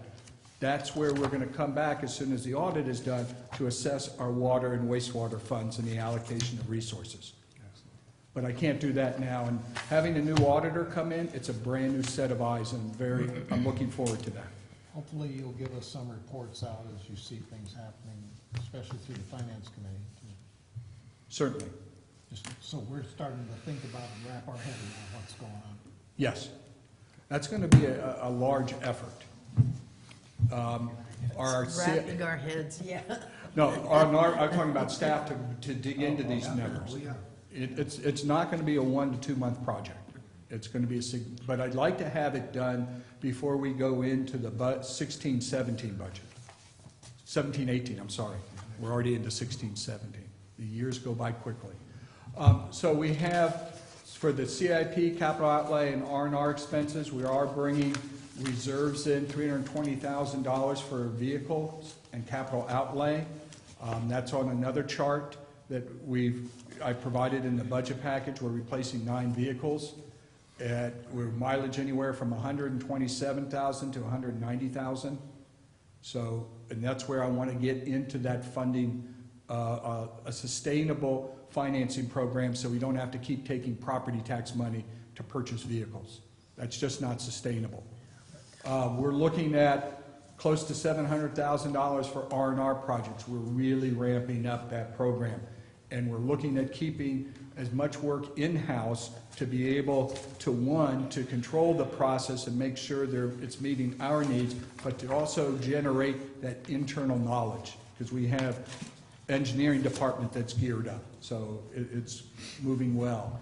And then we have... And before we go to the next one, President Strange's question about whether that position there would be adequate workload for that position, and I think that's this is one that I have no doubt there'll be, with as much as we're doing in R&R and the fact that they're spread all over the county, if we don't hire another inspector, well, we're going to have to get one under contract. We'd have to have access to somebody else, because it's frankly it's too risky for us not to have somebody monitoring these projects on a day-to-day basis.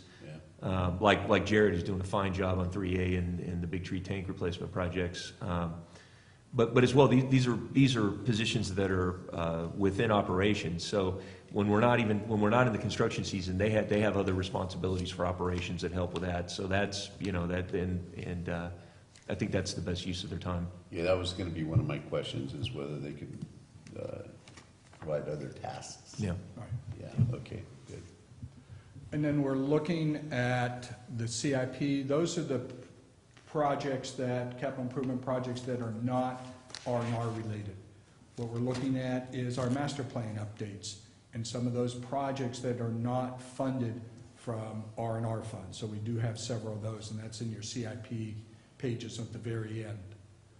Now, the other category is debt service. We do have several loans that are outstanding that we need money to come into the general fund. Just a quick overview. Our debt service is paid out of the general fund, but not all loans are pertaining to the general fund. The BBVA loan is a refinancing of the 2004 loan or bond, which was a refinancing of prior debt. When they originally did that in 2004, and we've continued this split, 2/3 of the debt service pertains to work and funds in the expansion funds. Ebbets Pass Water, Copper Cove Water, Copper Cove Sewer, and Jenny Lynn Water. It's improvements that were performed in those areas. We had to take out debt to finance those improvements. So we have to pull money from those expansion funds into the general fund to pay for it. Then we also have 1/3 of those funds, that debt associated with the operating fund. So 1/3 of that debt service payment that you're looking for the BBVA loan is operating. The other comes from the expansion funds. This is going to be the last big year of debt service for the BBVA loan. It matures in September of 2017. There's going to be a smaller amount to be paid that last year. Now, on the portion of Ebbets Pass Water, Copper Cove Water, and Copper Cove Sewer, they have sufficient fund balance to pay for their debt service. Jenny Lynn historically has not, so we backfilled it with property tax money. We always we used to budget at the highest amount, about 200 or 390,000. This year we've had enough new connections in Jenny Lynn for 15-16 that we're only going to have to transfer $50,000. It's coming back. We anticipated, I believe, 10 connections in that area for next year, so I don't need to move as much money into, I'm out of property tax money into Jenny Lynn. And over time, as Jenny Lynn continues to experience new connections, it'll be paying back the special project fund over time. Jeff, on the BBVA, the 1/3 that's within operation, so that would have been capital improvements for existing facilities, not expanded capacity, that would be charged to expansion to new connections. So I'm thinking in the future, maybe we're less reliant on having to issue debt like that if we have access to R&R to help pay for that type of project. Because obviously we didn't have that program in place, the R&R program in place when this was done. That is correct. We're also looking at $400,000, $410,000 coming from the R&R funds to fund the Umpqua loan. This is a 7-year loan that matures in 2021, I believe. And in looking at this, we're still not paying principal on the water side. It's just interest on the water side. We had to do interest only for several years because of the debt coverage requirements. And so, yeah, it'll start kicking in here. Then we have $75,000 of unallocated interest that's going to the interest payment on the operations headquarters building. Starting next year, once the BBVA loan is paid off, we're going to start making principal payments, and that comes from that 1/3 portion of the debt that goes to pay the BBVA loan. And it'll be about $600,000 a year, and it'll take, if we go at that, about 5 years to pay off the building loan that we borrowed internally from the expansion funds. So we have to pay back the expansion funds. We are looking at moving $81,000 out of special project funds to pay off the Wallace equipment loan. That's a loan that we acquired or took responsibility for when we annexed Wallace system. And we penciled it out. It's gone before the finance committee that we're going to save money especially in this low interest environment. And finally, we didn't budget for the new Hogan increases, so we're going to we made some adjustments in the operating budget, but we're still going to have to bring in $105,000 for that payment this year, and we're going to have to try to look at how we're going to fund it ongoing as part of this assessment of our water and wastewater funds and cost of service. In closing on this portion of it, as we look at it, because the rest of it is just detail, what we're doing here to get through this year, in my mind, using one-time revenues to transfer in is not sustainable. We just not continue to do that. We can continue to use help the CIP and capital R&R money to fund staff costs that are associated directly to those projects. And that's what we're going to continue to do, because we have project numbers that each staff works on. If they're working on Reach 3A, every timesheet they turn in has their time allocated and what they did. So we track their costs by project. That we can do, and that's all we do. We don't use any of the money to subsidize our shortfall in the operating fund. But we're not sustainable at this point because we can't continue to use one-time funds.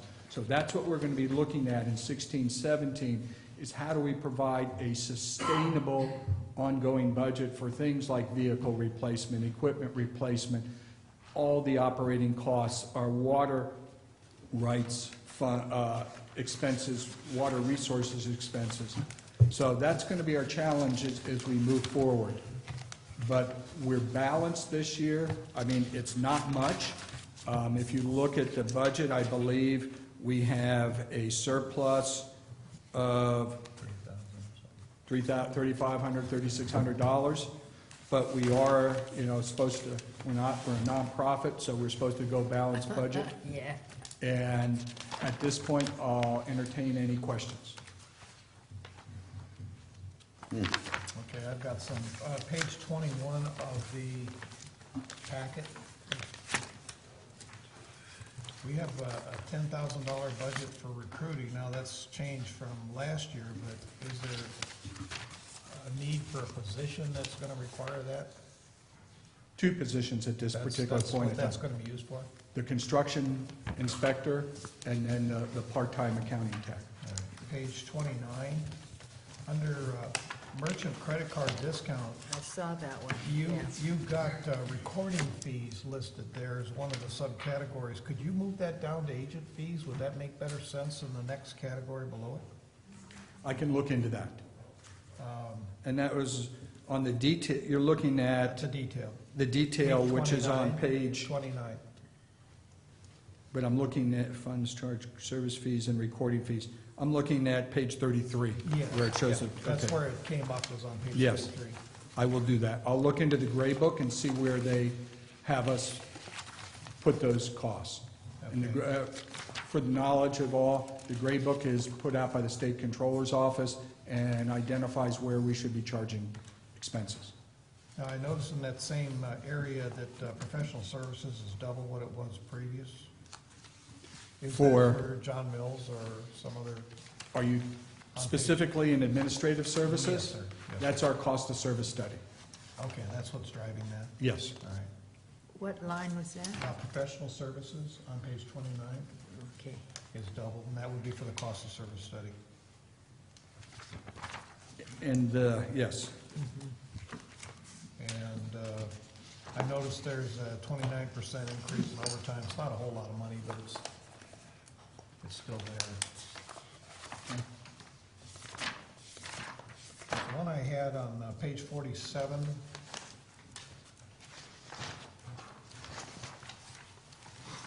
Yes. Purchased water, that's West Point? Yes. I did mark that one also, yeah. That is, and also we buy water for our treatment plants. Page 47? We also have to buy water for our staff at treatment plants. Okay, that's good. Yeah, because Douglas Flat, for instance. we buy The that. wastewater and even the water plants, yes. I saw a big win there with laboratory services. Can Yes, sir. you congratulate Teresa for her effort in getting that cleaned up? Yes.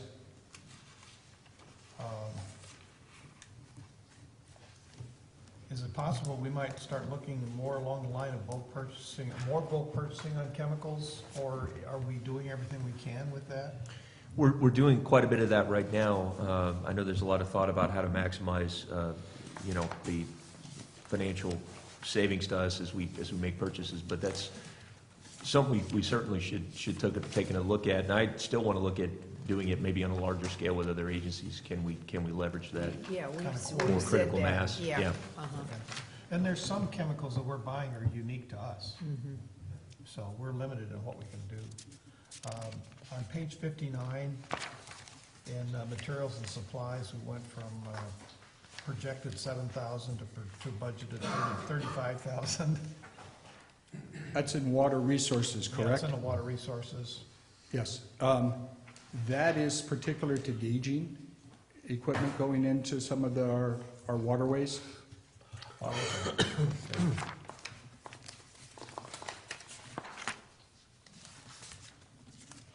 Under page 67 on materials and supplies, we moved office, was moved from Department 54 over to Department 50 on non-departmental materials and supplies. Am I correct with that? That is correct.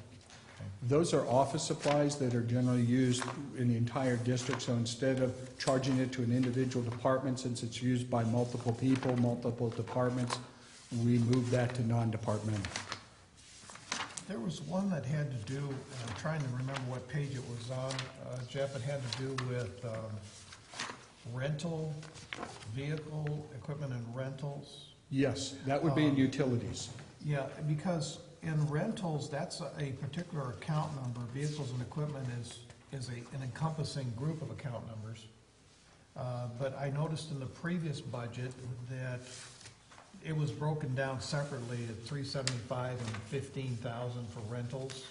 And yet on this, it shows we adopted a budget of 390 on page 47. I'm sorry. Right.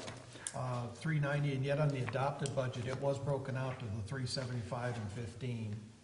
And that is correct, and what we've done there is, I just looked at it, this particular budget for utilities is sort of a roll-up budget by categories, because we don't, if we put all the lines in, it would be too much detail. And what I can do in this particular case to make a little bit clarified, a little bit better, is to look at that 390 number and reduce it by 15 and stick it in down into rental expense, because of the fact that when you dive down into detail, that's where it was. So what we need to do then is take the account number for rental expenses out of the vehicle and equipment, Yes, because it's in both right now, yes, the way it's broken down. Just For- take it out of that larger Yes. category and just leave it in the smaller category. exactly. Okay. I guess you noticed I looked at this.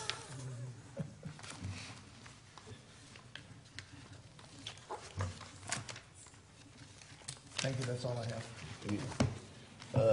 Any other comments or questions? Yeah, on page 3 of 4, let's go back to the beginning. We say we are spending $35,000 for the replacement of the district's telephone backbone and voicemail system? Yes, ma'am. That's a Cisco unit that's over 10 years old, and Cisco no longer provides support for it.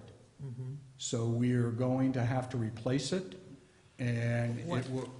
What it- system are we going to? Not the phones themselves. It's the equipment that the phone lines travel through.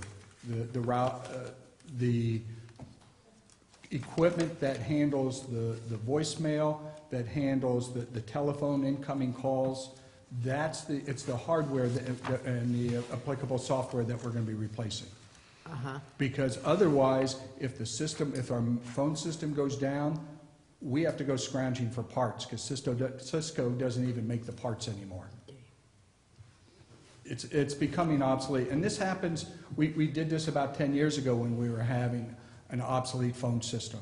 We try to allow and limp along as long as we can, but when you start seeing in the computer and technology industry, they basically only support things for so many years. Right. And once that support system is gone, you either move along or you face problems when systems go down. And we can't afford to have delays in trying to... No, I understand. I don't have any support for my, what do I use? outlook. Yes. And it's important to note, I think we discussed this maybe in the finance committee, that this, when we moved into this office, we didn't purchase this Right. equipment. Right. This was carryover from the Yeah. prior. Yeah. And it sucked over there. We are hoping to have some more options available to us, but I don't think it's going Yeah, to address. seriously, our phone system has been by and far, people not being able to get a hold of people or get in touch with somebody has been the biggest complaint I've had in the Oh, last 10 years. we talk about that all the time. They want to hear a person. Well, Joel and I mortality invited- of pigeons these days are really high, you know? I mean, with all the raptors out there knocking them off, so how can a Well- message, And they can't get through the holes in the building anymore, so. there you go. Jeff, is 7,000 going to be a good number for elections? Yes, it is, and I had a conversation with Director Underhill about that. Sorry. I think it was 12-13, and please correct me if I'm wrong, Director Davidson, when you last ran. There was He doesn't remember. He lost. there were 3 seats in the old system, the mail ballots process, where the county used to mail out ballots, they'd come back in and process it. It cost us nearly $31,000 for that election. When we had the last election with your 3 seats up, it's between $10,000 and $11,000 for 3 seats. So the costs have dropped dramatically. And it's gonna be a proportionate share, and it's gonna be it's gonna be a huge ballot. I mean, so, For the general, yeah. yeah, so Yes. maybe it'll even, come down lower than that. Yeah. So we figure about $3,500 a seat. Okay. Okay. Bertha, go ahead. Yes, Yeah. postage drop, I'm on 32. Okay. Do we have, are we saying that because we're sending bills out? You know, That is not the postage associated with mailing bills. That's Oh. postage coming out of this building for things we mail. okay, because they pay it. They pay it, Oh, and okay. we We reimburse them. Yes, we pay for that. Okay, so we're cutting down on paper we're moving. We look at that, and there's actually less, the flow of mail coming out of here is less.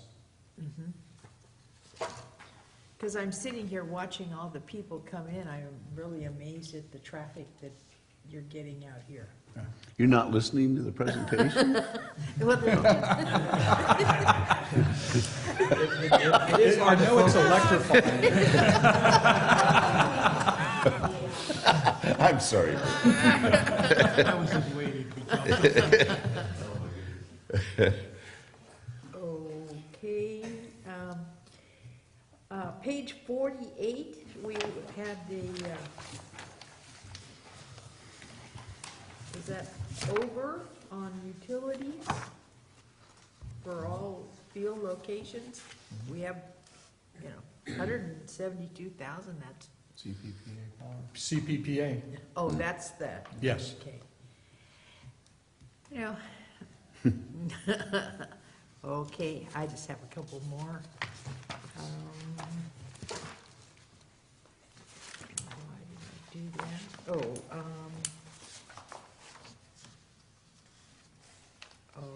Okay. 5,000, and we talked about purchased water funds, the purchase of McCollum Middle Fork River water. We don't need any more in West Point? Oh, no, it's, go ahead, What page are you on, Matt? 51. 51. 51, okay.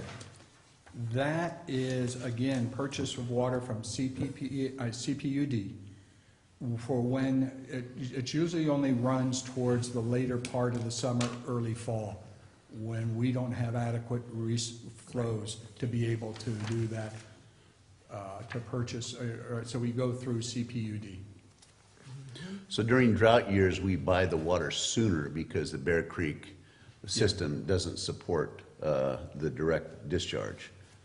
So in wetter years like this year, we won't be buying as much water because of our Bear Creek supply will. make up for that. Okay, Yeah. and so then my last one is on page 59, the benefits in the Water Resources Department. Yes, the Double. cost increase, Yeah. that's hazard pay for Peter when he has to go out and deal with the other Are agencies. we upping his No, staff? no, that was just, no. That was a mistake in this current year's budget. We under budgeted by mistake, Oh. the benefits. Oh. Yes. Okay. If you'd like for me to just to give him a little jab and tell him the board is interested in trying to reduce the benefits in his. I believe what happened when we were looking at medical benefits, he was not budgeted at family rates. Yeah, I was gonna tell him, he'd Yeah. no more kids. I think Give him a motorcycle. We might need an opinion from council on that. Rules are rules. Okay, that's it. Okay. Director Davidson, any comments? Director Ratterman? In the interest of time, I have no more questions. I think they've all been asked. Oh, By okay, the finance And committee. thoroughly answered. Thank you. good. Well, looks like that $800,000 increase in cost and all, that's just 4,000 acre feet of water transfer. I mean, come on, Yeah. come on.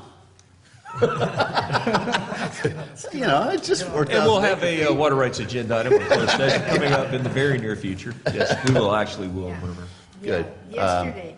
go ahead. At my hairdresser's, she had heard that there was a pipe being built from Tuolumne over here to Calaveras so that they could get some water. Sweet. So that's, Wow, I can't wait to learn about that one. Hope that easement's been settled. Okay, you know, with all the items that we've talked about and all, I would like to open it up for public comment if there is any. Okay, and seeing none, thank you, Jeff. I appreciate that. I do have one follow-up. Go ahead. As you're aware, we're going to bring the proposed budget back to your board for adoption on Wednesday, June 22nd.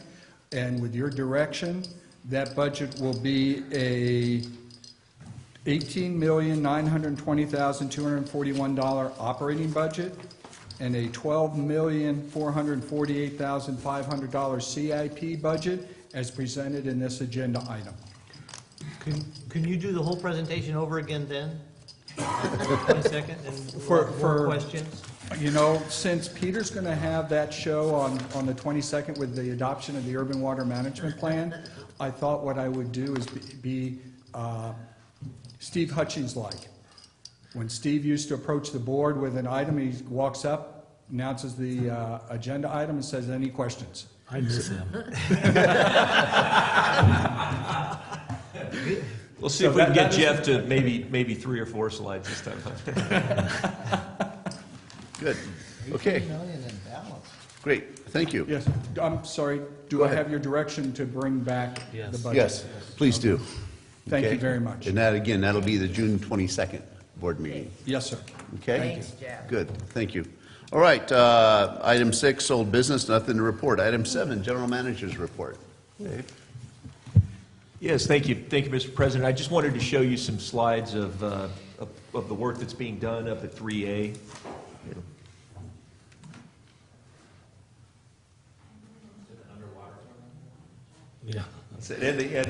Here's the underwater, yeah.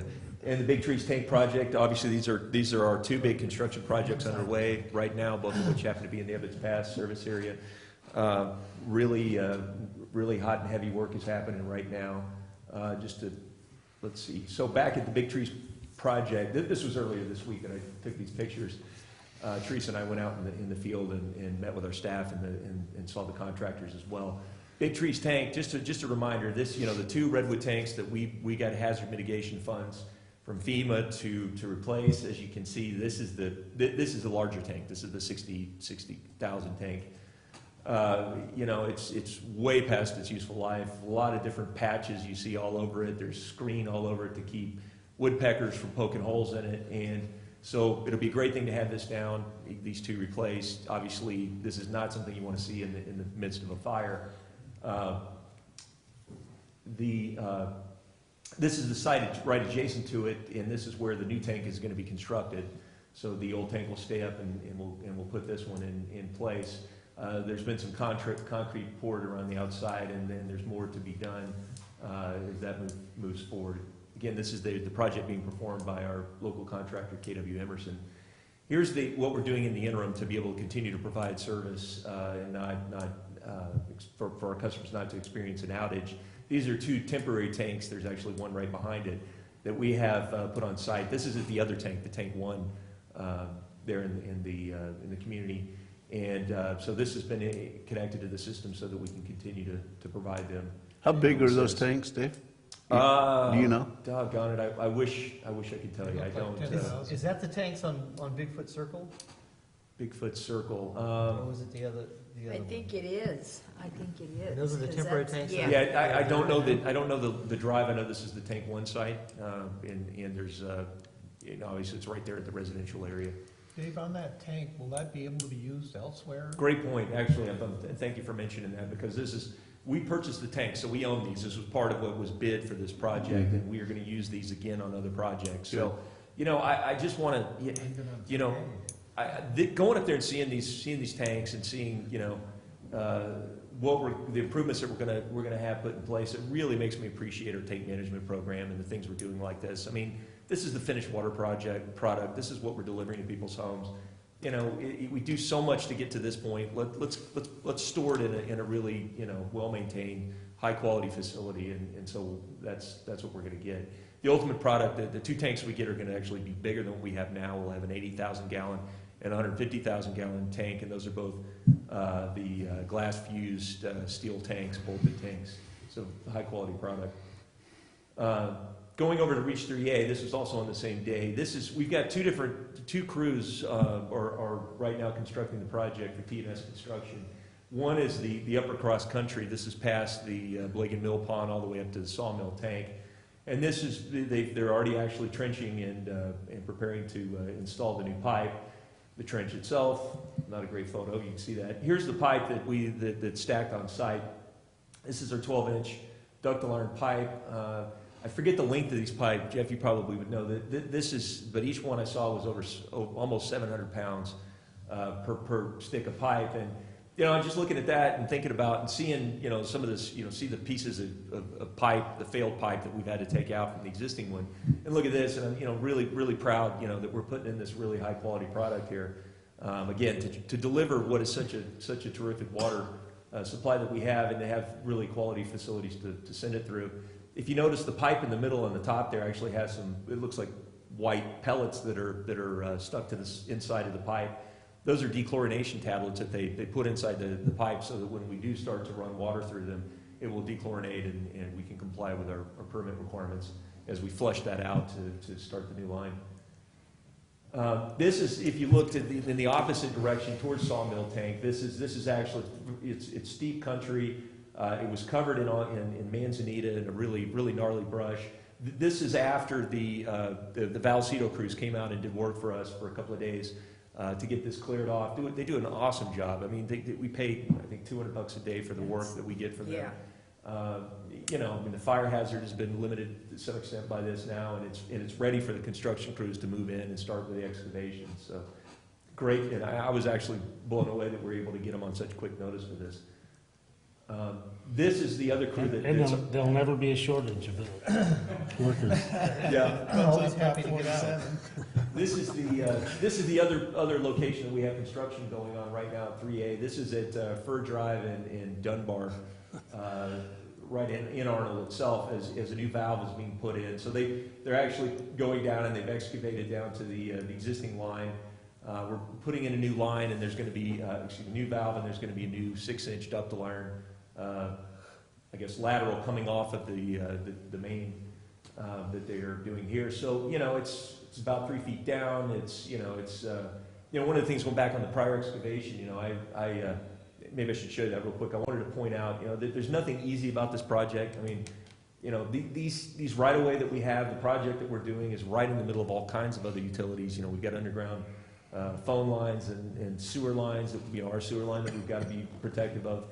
And one of the things that's just really surprised me is you look at that excavator where that power line is, you know, and I talked to I talked to the operator, and he said, man, he said, you know, I really, really don't like this power line over my head. You know, it's just amazing how you'd think what you'd see across country, this would be the easiest part of it, but yet you got this power line, and look where we're headed, and, you know, the power line, of course, follows it right up there, so they're gonna have to work right under that all the way up. So, you know, Charles and our staff out there are doing an awesome job. That's all I have. You know, really, really proud of the work they're doing. You know, obviously with 3A, we want to get this done as soon as we can, but I think more importantly, we want to do a really high quality product and really, you know, keep the cost in line and make sure that when we get done with this, that pipe that we see there is in, you know, in terrific, you know, the project is installed is what everything we'd hope for.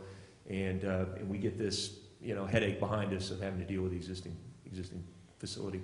Yeah, and leading up to that construction, we have another big section of downtown Arnold, and so the public outreach we have is tremendous, because one of the things I'm hoping we can do is have a little more notice than, you know, 2 days that they're gonna be, you know, doing construction, because Joel made calls to the businesses, because these are businesses that were affected, the lumber yard, the post office, Chevron, right in the middle of Arnold. Joel made telephone calls, and then the next day they went out and hung the, you know, what do you call them? The door tags, and he made personal visits to these businesses to let them know that it's here, because they've been, you know, really, the whole program has been very thorough. We had that big meeting, I think we said that only about half a dozen people showed up. And so this is it, gang. So I, you know, really thank Joel and the staff and Dave for thinking of all these things to take care of our ratepayers up there. Well, and thank you, Director Underhill, for mentioning the work that Joel is doing in our communications effort. That's absolutely key to this. And again, we thought about, you know, this is really one of our first big capital R&R projects that we've kicked off, and we want to. Obviously, there's going to be some growing pains. There's going to be some things that we can change for the better going into the next one. But we want to do the best job we possibly can, and use that as a model going forward. And I got to thank him for all the time he's putting into it. We got we've got the updates on our website. You know, he's been attending the construction meetings, weekly meetings, and trying to get as much information out there, using their construction schedule to try to get ahead of the businesses and homeowners that are affected by the next you know, outage, and we're trying to keep those as limited duration as possible. So again, it's an unbelievable amount of responsibility and work on Charles right now. I got to say, we're lucky to have him. He's really doing a fine job, and you know, that's one of my main concerns right now, is that to make sure that he's not too overwhelmed by other work as well. So that's all I have, and thank you. Dean, before you leave the podium, could you give us a quick update on the brown water in Valley Springs area? You bet. Yeah, and unfortunately, that really an example of the constraints that we've been under with conservation and limited water use. We, as you know, you're well aware, we weren't able to flush our hydrants. We haven't been able to do that during the drought, so it's several years there that they haven't been exercised, and so we've got you know, areas of the system and pipes that, you know, haven't seen the amount of flows, and then also the ability to, you know, again, to exercise that and clean it out. The brown water itself, no threat to public health or anything in that way. It was, you know, obviously it's disconcerting for people to see that coming out, but want to be clear that that was not in any way a threat to their health, anyone's health. But it was symptomatic of that, and the fact that we had a fire down in the area, that there was, you know, that there was a heavy draw for fire response.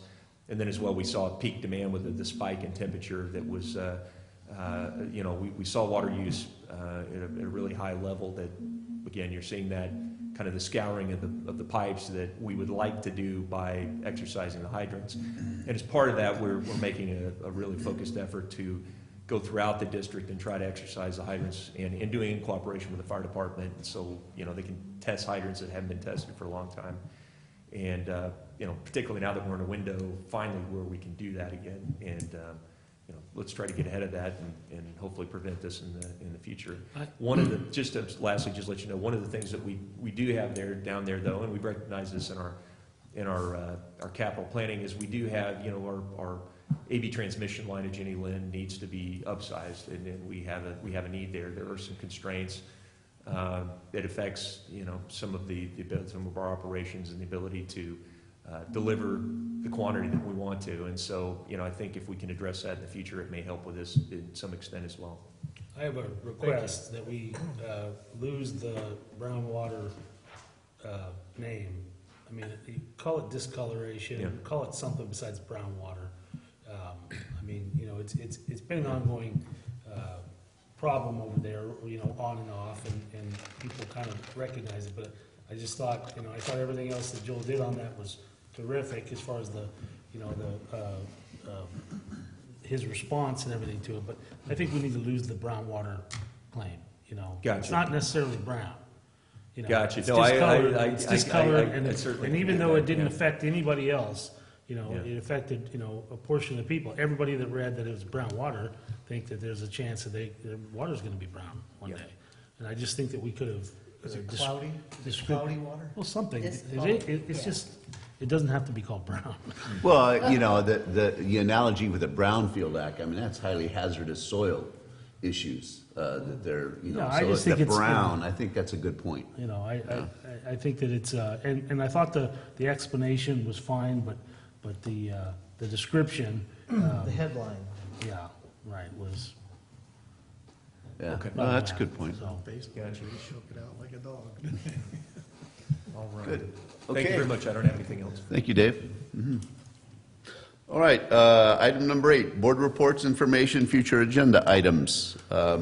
Reach 3A, we'll start with you. Okay, Jeff said he went through, getting to his property. We had lunch up at Lake Alpine, Lake Alpine, and there's still snow on the ground, and the mountains are still full of snow. Yeah, I still up had on snow. top. Yeah, about yeah. a couple feet of snow. Yeah, it was 82 degrees up there when we were having lunch, and Well, it was really something.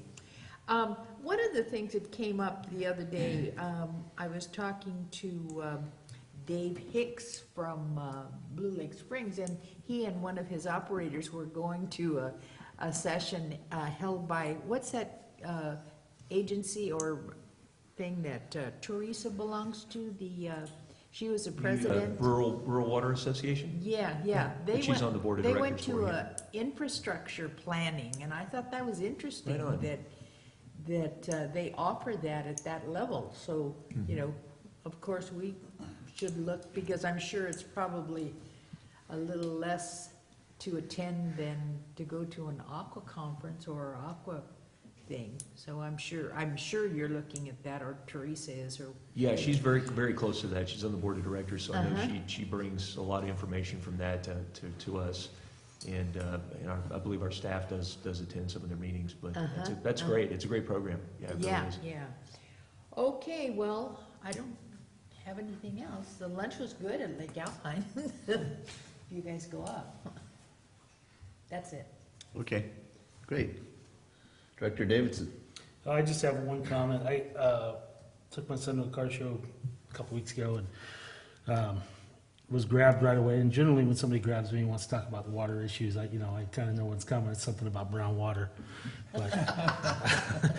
But instead, I was told a story about a couple of our staffers that were going to shut a water system off at a person's residence, and when they're in a district, they get to know most of the people, or they can identify at least their vehicles and who's who. But they were going to do a service error of some kind, and they realized that the guy's pool was running, so they didn't want to do it, but they actually wanted to get it done. So later on in their travels, they noticed his truck at another resident's house, so they knocked on the door.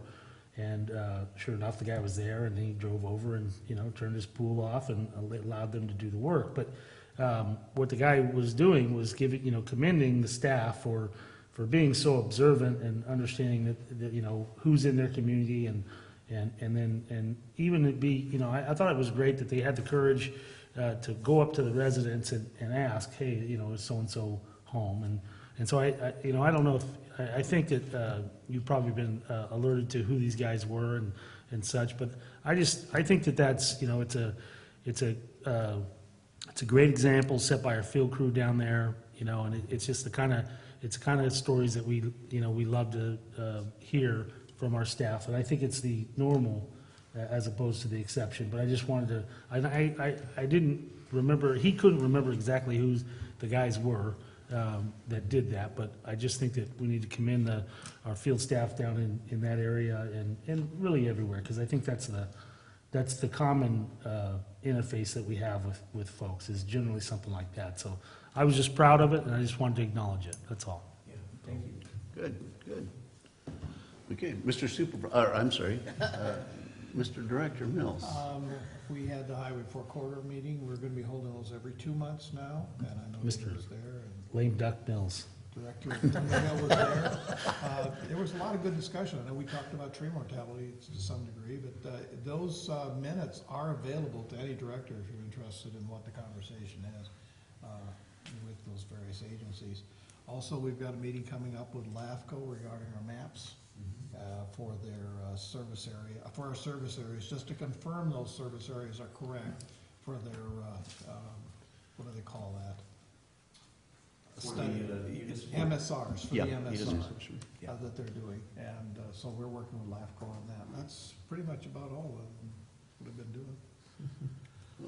Regarding that, is our staff looking at those maps and for verification purposes? I mean, Robbie Kramer has been very, talking a lot with John Benoit, and I think this is probably the last part of that when we gave him, the information, but let's sit down and go through it. But yeah, I've asked him to, and he's been really good about that. It was a couple of years ago that they had on their agenda sphere of influence, and Director Mills and I were both at that meeting. But and they were off. The map had been off, and a good thing Larry Diamond had taken a look at it and got a correction that same day. So I think it is important. So good to hear. Yeah. Very cool is how detailed those maps are. You can really zoom in on them by parcel, in or out. It's very good. Cool. Director Adamman. Piggybacking on Director Davidson's comment about employees, we've recognized a few employees over the past year, and I don't think I'd like to see more of that. I don't know, maybe every other, I don't know if we need to do it once a month, at least 4, 5, 6 times a year. I mean, there's got to be something to recognize an employee for, drag them in here, give them an award, put their name on the wall. It's just I think it's a good morale booster. And speaking of morale boosters, Director Strange and I have spoke about it. Dave, you and I have had this discussion about some sort of a get-together. We talked about a summer program, a summer picnic, a district-wide. And the idea that I came up with is let the field level put it together. I mean, and even going as far as picking someone from each geographic area, from each line of business, water, wastewater. They don't necessarily see each other, work together in different areas. And then for us too at the board level, is there a way? And I think the last time we talked about it, there was a funding issue. Is where do the funds come from to cater a party like that, to buy hot dogs, hamburgers, sodas, whatever we need. But there's got to be a way of putting something together, and again, it's a morale booster, opportunity to meet everybody, come together as a CCWD group, and maybe and it might lead to something bigger and better. We're quite a large district in this community, and we're made up of people from all over the county, but getting together and maybe possibly if it does get off the ground, and move it from geographic area, from one area to the other. Maybe one time have it in Angels Camp, another time in Murphy's, another time down in Valley Springs area. Just is is funding something like that an issue? Is that the main issue that we're? I don't think so. No, I don't think so. And Okay. in fact, I mean, we can do it, and we will. So And we've I'm gone glad you through enough mentioned it. details, I don't know, I mean, whoever plans it, Yeah. if we just Well, pick, is there any opportunity to do it this summer? Yeah, for sure. In fact, we have our staff we've invited staff across the district to be part of the committee that's basically around employee wellness and things like this. So how do we to build better, it's things that build morale and those kind of stuff and all that. So I will go back to them and say, hey, this is something we need to do. You guys, design what that would look like, and let's move forward and make it happen this summer. And could we get a report on that when maybe by the second meeting in Sure. meeting in July, or summer's half over? Sometime honestly, soon. we could, I would say by the first meeting of July, maybe the next meeting we could have. Okay. Which one of our Murphy's facilities are we gonna have that? I don't think we need to have it at one of our facilities, but we could have White Pines Lake if we, Well, pick one of our I mean, facilities. I think it's a good opportunity, like when we finish something like Reach 3A or something like that, those are always good opportunity to have staff up there to tour the facility as much as we can. I mean, I agree. That'd be good. That we don't often enough showcase our construction projects, and I think it's a valuable tool for the public to be able to see, not just with staff, but for the public to see what staff did and who accomplished it, and, Good point. just another. Well, we even talked about competitions, amongst the water versus administration. And we've got a ball field at White Pines, right? Yeah. Or, Courtright Emerson, but we have, Tom will we have let us access to use it. one. Yeah, and we if could, we could probably rent it for a We day. could have some fun things out there. Yeah. It's Okay. good hard competition. Yeah, may The only I other- throw one more Oh, go item? ahead. Oh, are you through? I'm He's sorry. not quite done yet. If it's on that same subject, go ahead. Okay. The only other thing that I talked, and I did, spoke with the gentleman, Ron Mobley. I think his company is REM, provides high-speed internet service around and I've got an email from him with a proposal. And this is for using a higher bandwidth product, but it's for safety and security of our facilities and better communication. Installing radio links, tower switches, and possibly partnerships with other districts, and the sheriff's department has a huge need. Fire, ambulance, schools, public works, all could benefit from this same sort of a thing in a partnership. And I did send an email. I think I sent it to Jeff as well as you.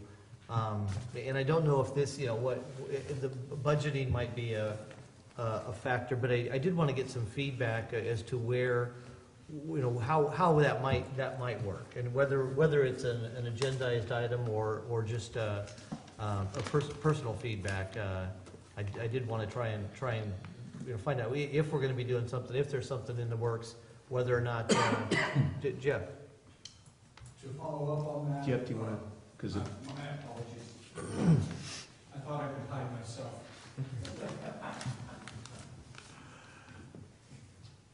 Director Adaman, and to follow up on that, we've had initial discussions with the county, and we're looking at a cooperative agreement to move forward and to be able to use individual, joint sites to be able to provide that type of service. So those discussions are ongoing with the county at this time. Okay, great. Well, thank you.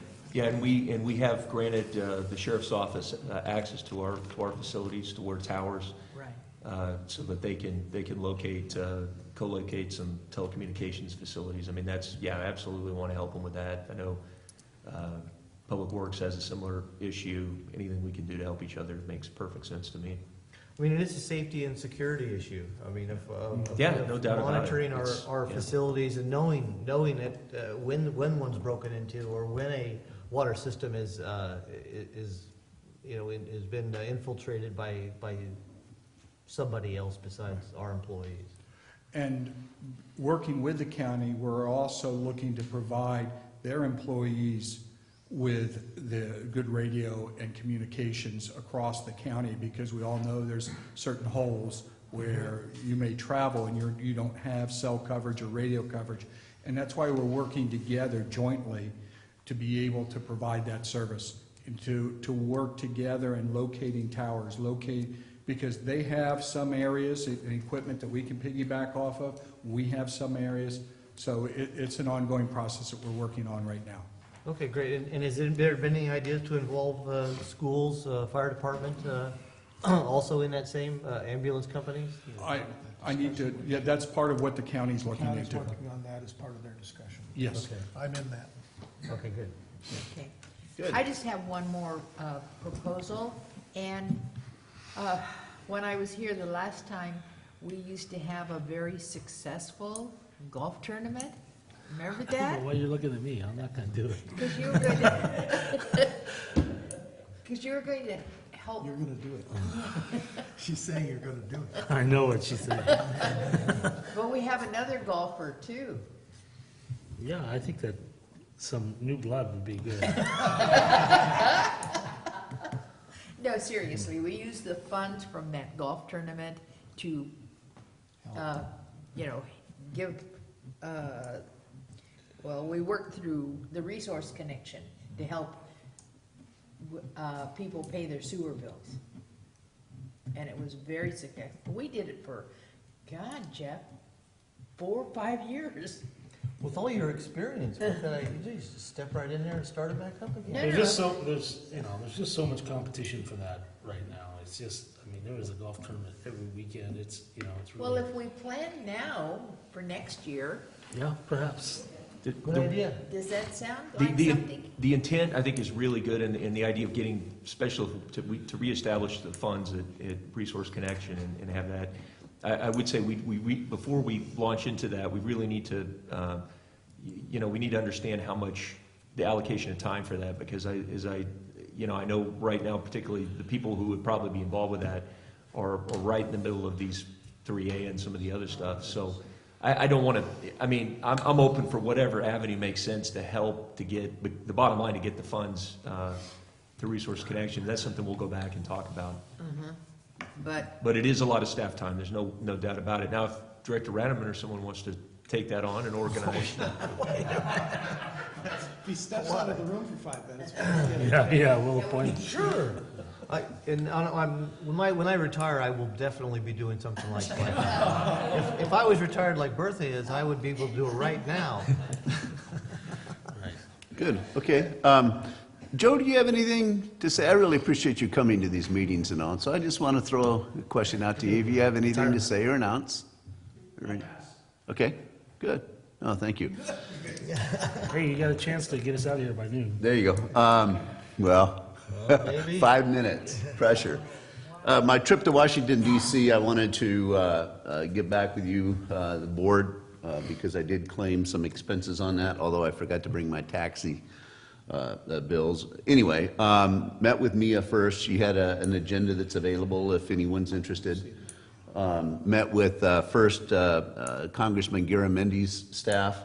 And we have a real ally in Garamendi, obviously his local connection.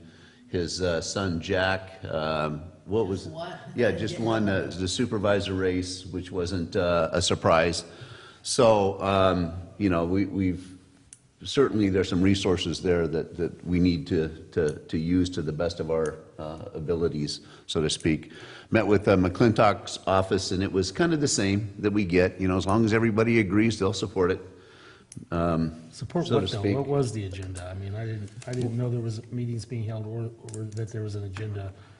Yeah, well, to discuss. I had asked for the opportunity to meet with this, with their staff, just to discuss our interests in the Stanislaus, New Malonis, potential storage, working with the Army Corps as it relates to, the drought bill coming out and how it would benefit Calaveras County. And so- Reclamation. Or, what did I say? Army Corps. I'm sorry, Bureau of Reclamation. The exact same issue we've been working on. Yeah. for- Yeah, there's, Yeah, and right. just again, to some of the same people, and then Garamendi is, yeah. And it was just, I What? I spent the time and just to let them know, reassure them that, with the drought bills coming out and different things, that, don't forget Calaveras County and you know, the advantage of some of that drought bill language. I Go don't ahead. doubt that everything you did was valuable and justified. I just, in the past, we've had rogue directors who have planned trips on their own with their own agendas, and I don't think that that's something that the board wants to encourage. I think we all need to know what, you know, if an individual board member is going to go talk to our legislators, we need to know what their discussion points are, and I don't remember that happening. And I'm not saying that happened with you. I think you know, it's a whole different deal, but we've had that happen in the past to a pretty significant extent. Yeah. So we just want to be cautious. There is a document that outlines exactly what we talked about and all. So your concern is, I feel 100%, you know, comfortable that was addressed. And if you like a copy of that. Something to do with the district, or the. Oh, yeah, no, I understand. No, I And mean, that's why I wanted to make sure it was as transparent as possible. Well, I mean, it's. Now, if you want to argue, no. Well, I mean, we do have some, I mean, obviously, we'll continue to probably have visits out there on these issues. I mean, and that's, maybe we can come back to the board on that, but would you like to have a planning session before the full board on? Absolutely, our that strategy? is, we have to have So that. and as part of that, I would suggest we try to find a way to get Mia actually out here, so she's here. Yes. I mean, because all of this is going, I mean, we're all doing, that meeting and every meeting we do is with her as the strategist on how we do it, so she needs to be part of that conversation. I guess she could join by phone if necessary, but ideally we'd have her out here for it. Well, many times, if we can, you know, piggyback, you know, her coming out and maybe talking with one of her other clients, I mean, Yeah. that would be, you know, and share some expenses, but I think it's always helpful. You know, if you want full value out of your lobbyist, you need to have face-to-face time with them and actually develop a strategy with the entire board that the board agrees upon, and then you stay focused on that strategy. Otherwise, you tend to wander. You know, and I think that doesn't do us any good. You know, we want to get our best bang for the buck, but we should have an annual strategy meeting and then focus, and also have something to judge their, you know, how they're servicing us. You know, if we don't give them direction, you know, and constantly meander, you know, how do we judge whether they did a good job for us? So, Gotcha. I think that's a very important part, but it needs to be, the full board needs to be Okay. included in that. Just to, and she has been fantastic. She's been available for every one of our Legal Affairs Committee calls. She's always on the phone for that, so I'm sure she'd be happy to join us. Yeah. So, and she had mentioned, you know, conversations with you and whatnot. So, you know, being committee chair of the federal affairs, or not federal, but the legal affairs, excuse me, I felt it was very appropriate. Delta College is going to have me teach a course for them in conservation. Water will be a strong part of that. It'll be a semester-long 3-unit course that'll start here in August over at the high school here locally. So I think that's, you know, it's the opportunity. The nice thing about that course, it's one that I've taught for years and years and years, but it fulfills a 4-year, first of all, it transfers to Harvard, Yale, to all the big institutions. But it also, Stanislaus State. Yeah, for sure. But so, you know, and that was really, folks had reached out to me and said, you know, if we could get some community college courses here, that'd be great. But again, the reason I bring it up here is that it will have a strong water and watershed component to that. So, Calaveras, you're going to do it at Calaveras High? yeah, Calaveras High School, and it'll be one of those where high school students can take it as well as the public. They call it. Could you announce it to the general public when you start that up, so Yeah. everybody's got an opportunity? Maybe Joel could even put something out. I don't know if it'd be an advantage to the district, but. On the conservation thing, it was I'm very happy to see that we got the RCD. Yeah, that's true. That's Yeah. good, right? When does the class So- start? What semester? Yeah, whenever their semester starts in August sometime, I guess it is. But anyway, again, it'll be local. A lot of us pay a lot of money and have historically in property taxes to Delta College and not received a lot of service for that. They're well aware of that. So they went through the process. I had the interview and you know, teaching demonstration and all the things that So typically that take money's coming place. back to the Strange family. Good to see. Well, Anyway, I mean, you talk about the hourly Hey, compensation. don't be ashamed of that. That's a good thing, man. So again, I just wanted to give you a heads up in, there's a lot of students here locally that are kind of highway commuters and it's not only self-enrichment, but it meets other requirements. I'm getting a lot of questions from the public right now on cannabis cultivation water use. Part of it is the area I'm in, but actually we've all got significant amounts of that in our area. And so I don't know if a canned answer is something that we may want to put some thought process in. Right, I think that the county's requiring a June 30th application for all their cannabis cultivation permits. And if they don't meet that June 30th, then they won't be able to cultivate. And if they are cultivating and get caught, they'll never be able to do it again. And, To help you there, the planning department has received a total of 30 applications to date, have processed 0. Yeah. And there's a lot of outreach stuff going on. And I think that at some point it might be to our advantage as a district to engage that community and have some discussions, because obviously water is an important part of that. And there's, I think, a lot of misconceptions out there Do you too. want to put an agenda item together to discuss that? We certainly can. I think it would be really helpful for us to know what the process the county is going to go through on their EIR for the long-term permit process, because that's where, I think is the place that we really want to be a part of. Guide through that. On the impacts to water. So, yeah, I think that would probably be, maybe we could have them, and frankly, maybe, someone who gives a perspective of who's involved on the grower side. I don't know if there's, I guess there's. Oh, no, they've reached out to me and said very much we'd like to meet with you guys at CCWD, the GM, and talk about water strategies or some regional planning and things like that. They're in the process of doing a lot of outreach and education right now so that folks can get permitted through not only the county, but also the state's got even a higher potential cost. $10,000 a year registration if they're close to a water body and potential water quality impacts. Anyway, it is interesting though, in that group, there's a Calaveras Cannabis Alliance. They even have a website, the CCA. They've reached out to the Lions Club in West Point and offered to pay their water and sewer bill for the West Point Community Hall for a year. Trying to be quote unquote good neighbors and things like that. So it's an interesting dynamics that are going on out there. But as water purveyors, the largest in the county, I can definitely see some challenges coming up. Yeah, Director Strange, actually, now that I think maybe if we could have the perspective of the county and also the perspective of the Regional Water Quality Control Board and how they're regulating it and their enforcement, all that. I know Peter has some people that he actually worked with back at the State Water Board are now a part of that. So I think having them and maybe the county and just to explain where they're going at a local level and then the state over that would be a really good place to start. Yeah, no, that's a good idea. They did pass a general order in October, similar to what the construction general orders of SWIPI requirements and things like that, specifically though to Region 5 and the cannabis cultivation, similar to what they've done up north.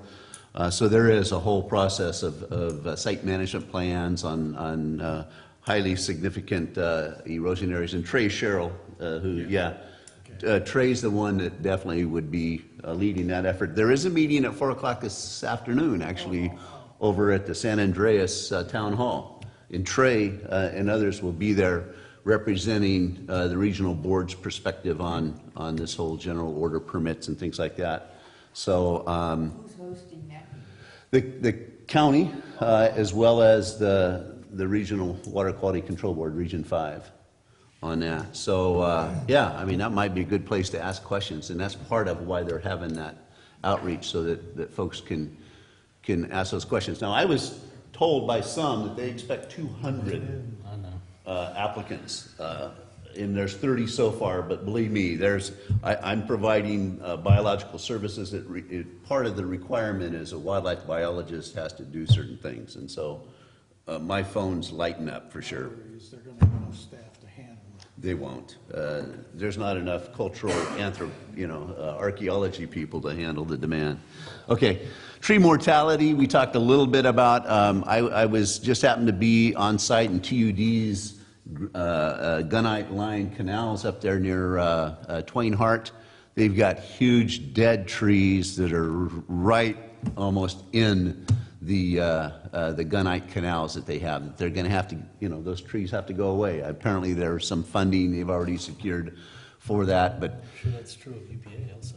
Yeah, and that's going to be the way that, when we look at our sheep ranch system and things like that, and to be able to get access to those trees, let alone take the trees out and manage the biomass from the tree, it's huge. I mean, so we really have to be prepared, as probably you're hearing it from a lot of folks, but seeing it live straight on, I mean, I'm wondering, these are, 40-inch DBH pines. It's like, how are you going to drop that thing? How are you going to manage something that big and massive? And it's dead. I mean, it's coming down on its own or with help. So. Yeah, we're an arborist and a licensed timber operator are going to, be in high demand, and we're going to have them under contract for us as well. Maybe we can piggyback with the county or other agencies. That ideally would be the way to go, I think. But fortunately, we know we're going to get at least 75% reimbursement on removal cost, and it could go up to as much as 95, 96% if the feds come in as well with the emergency declaration, which looks like it's going to happen. So. Good, cool. Yeah, so that's all I have to say, though. Okay, item 9, next board meeting, Wednesday, June 22nd, 9 a.m. Here's a regular board meeting, and then the one following that is Wednesday, July 13th at 9 a.m. Any comments from the public? Seeing none, we'll adjourn the meeting. Thank you.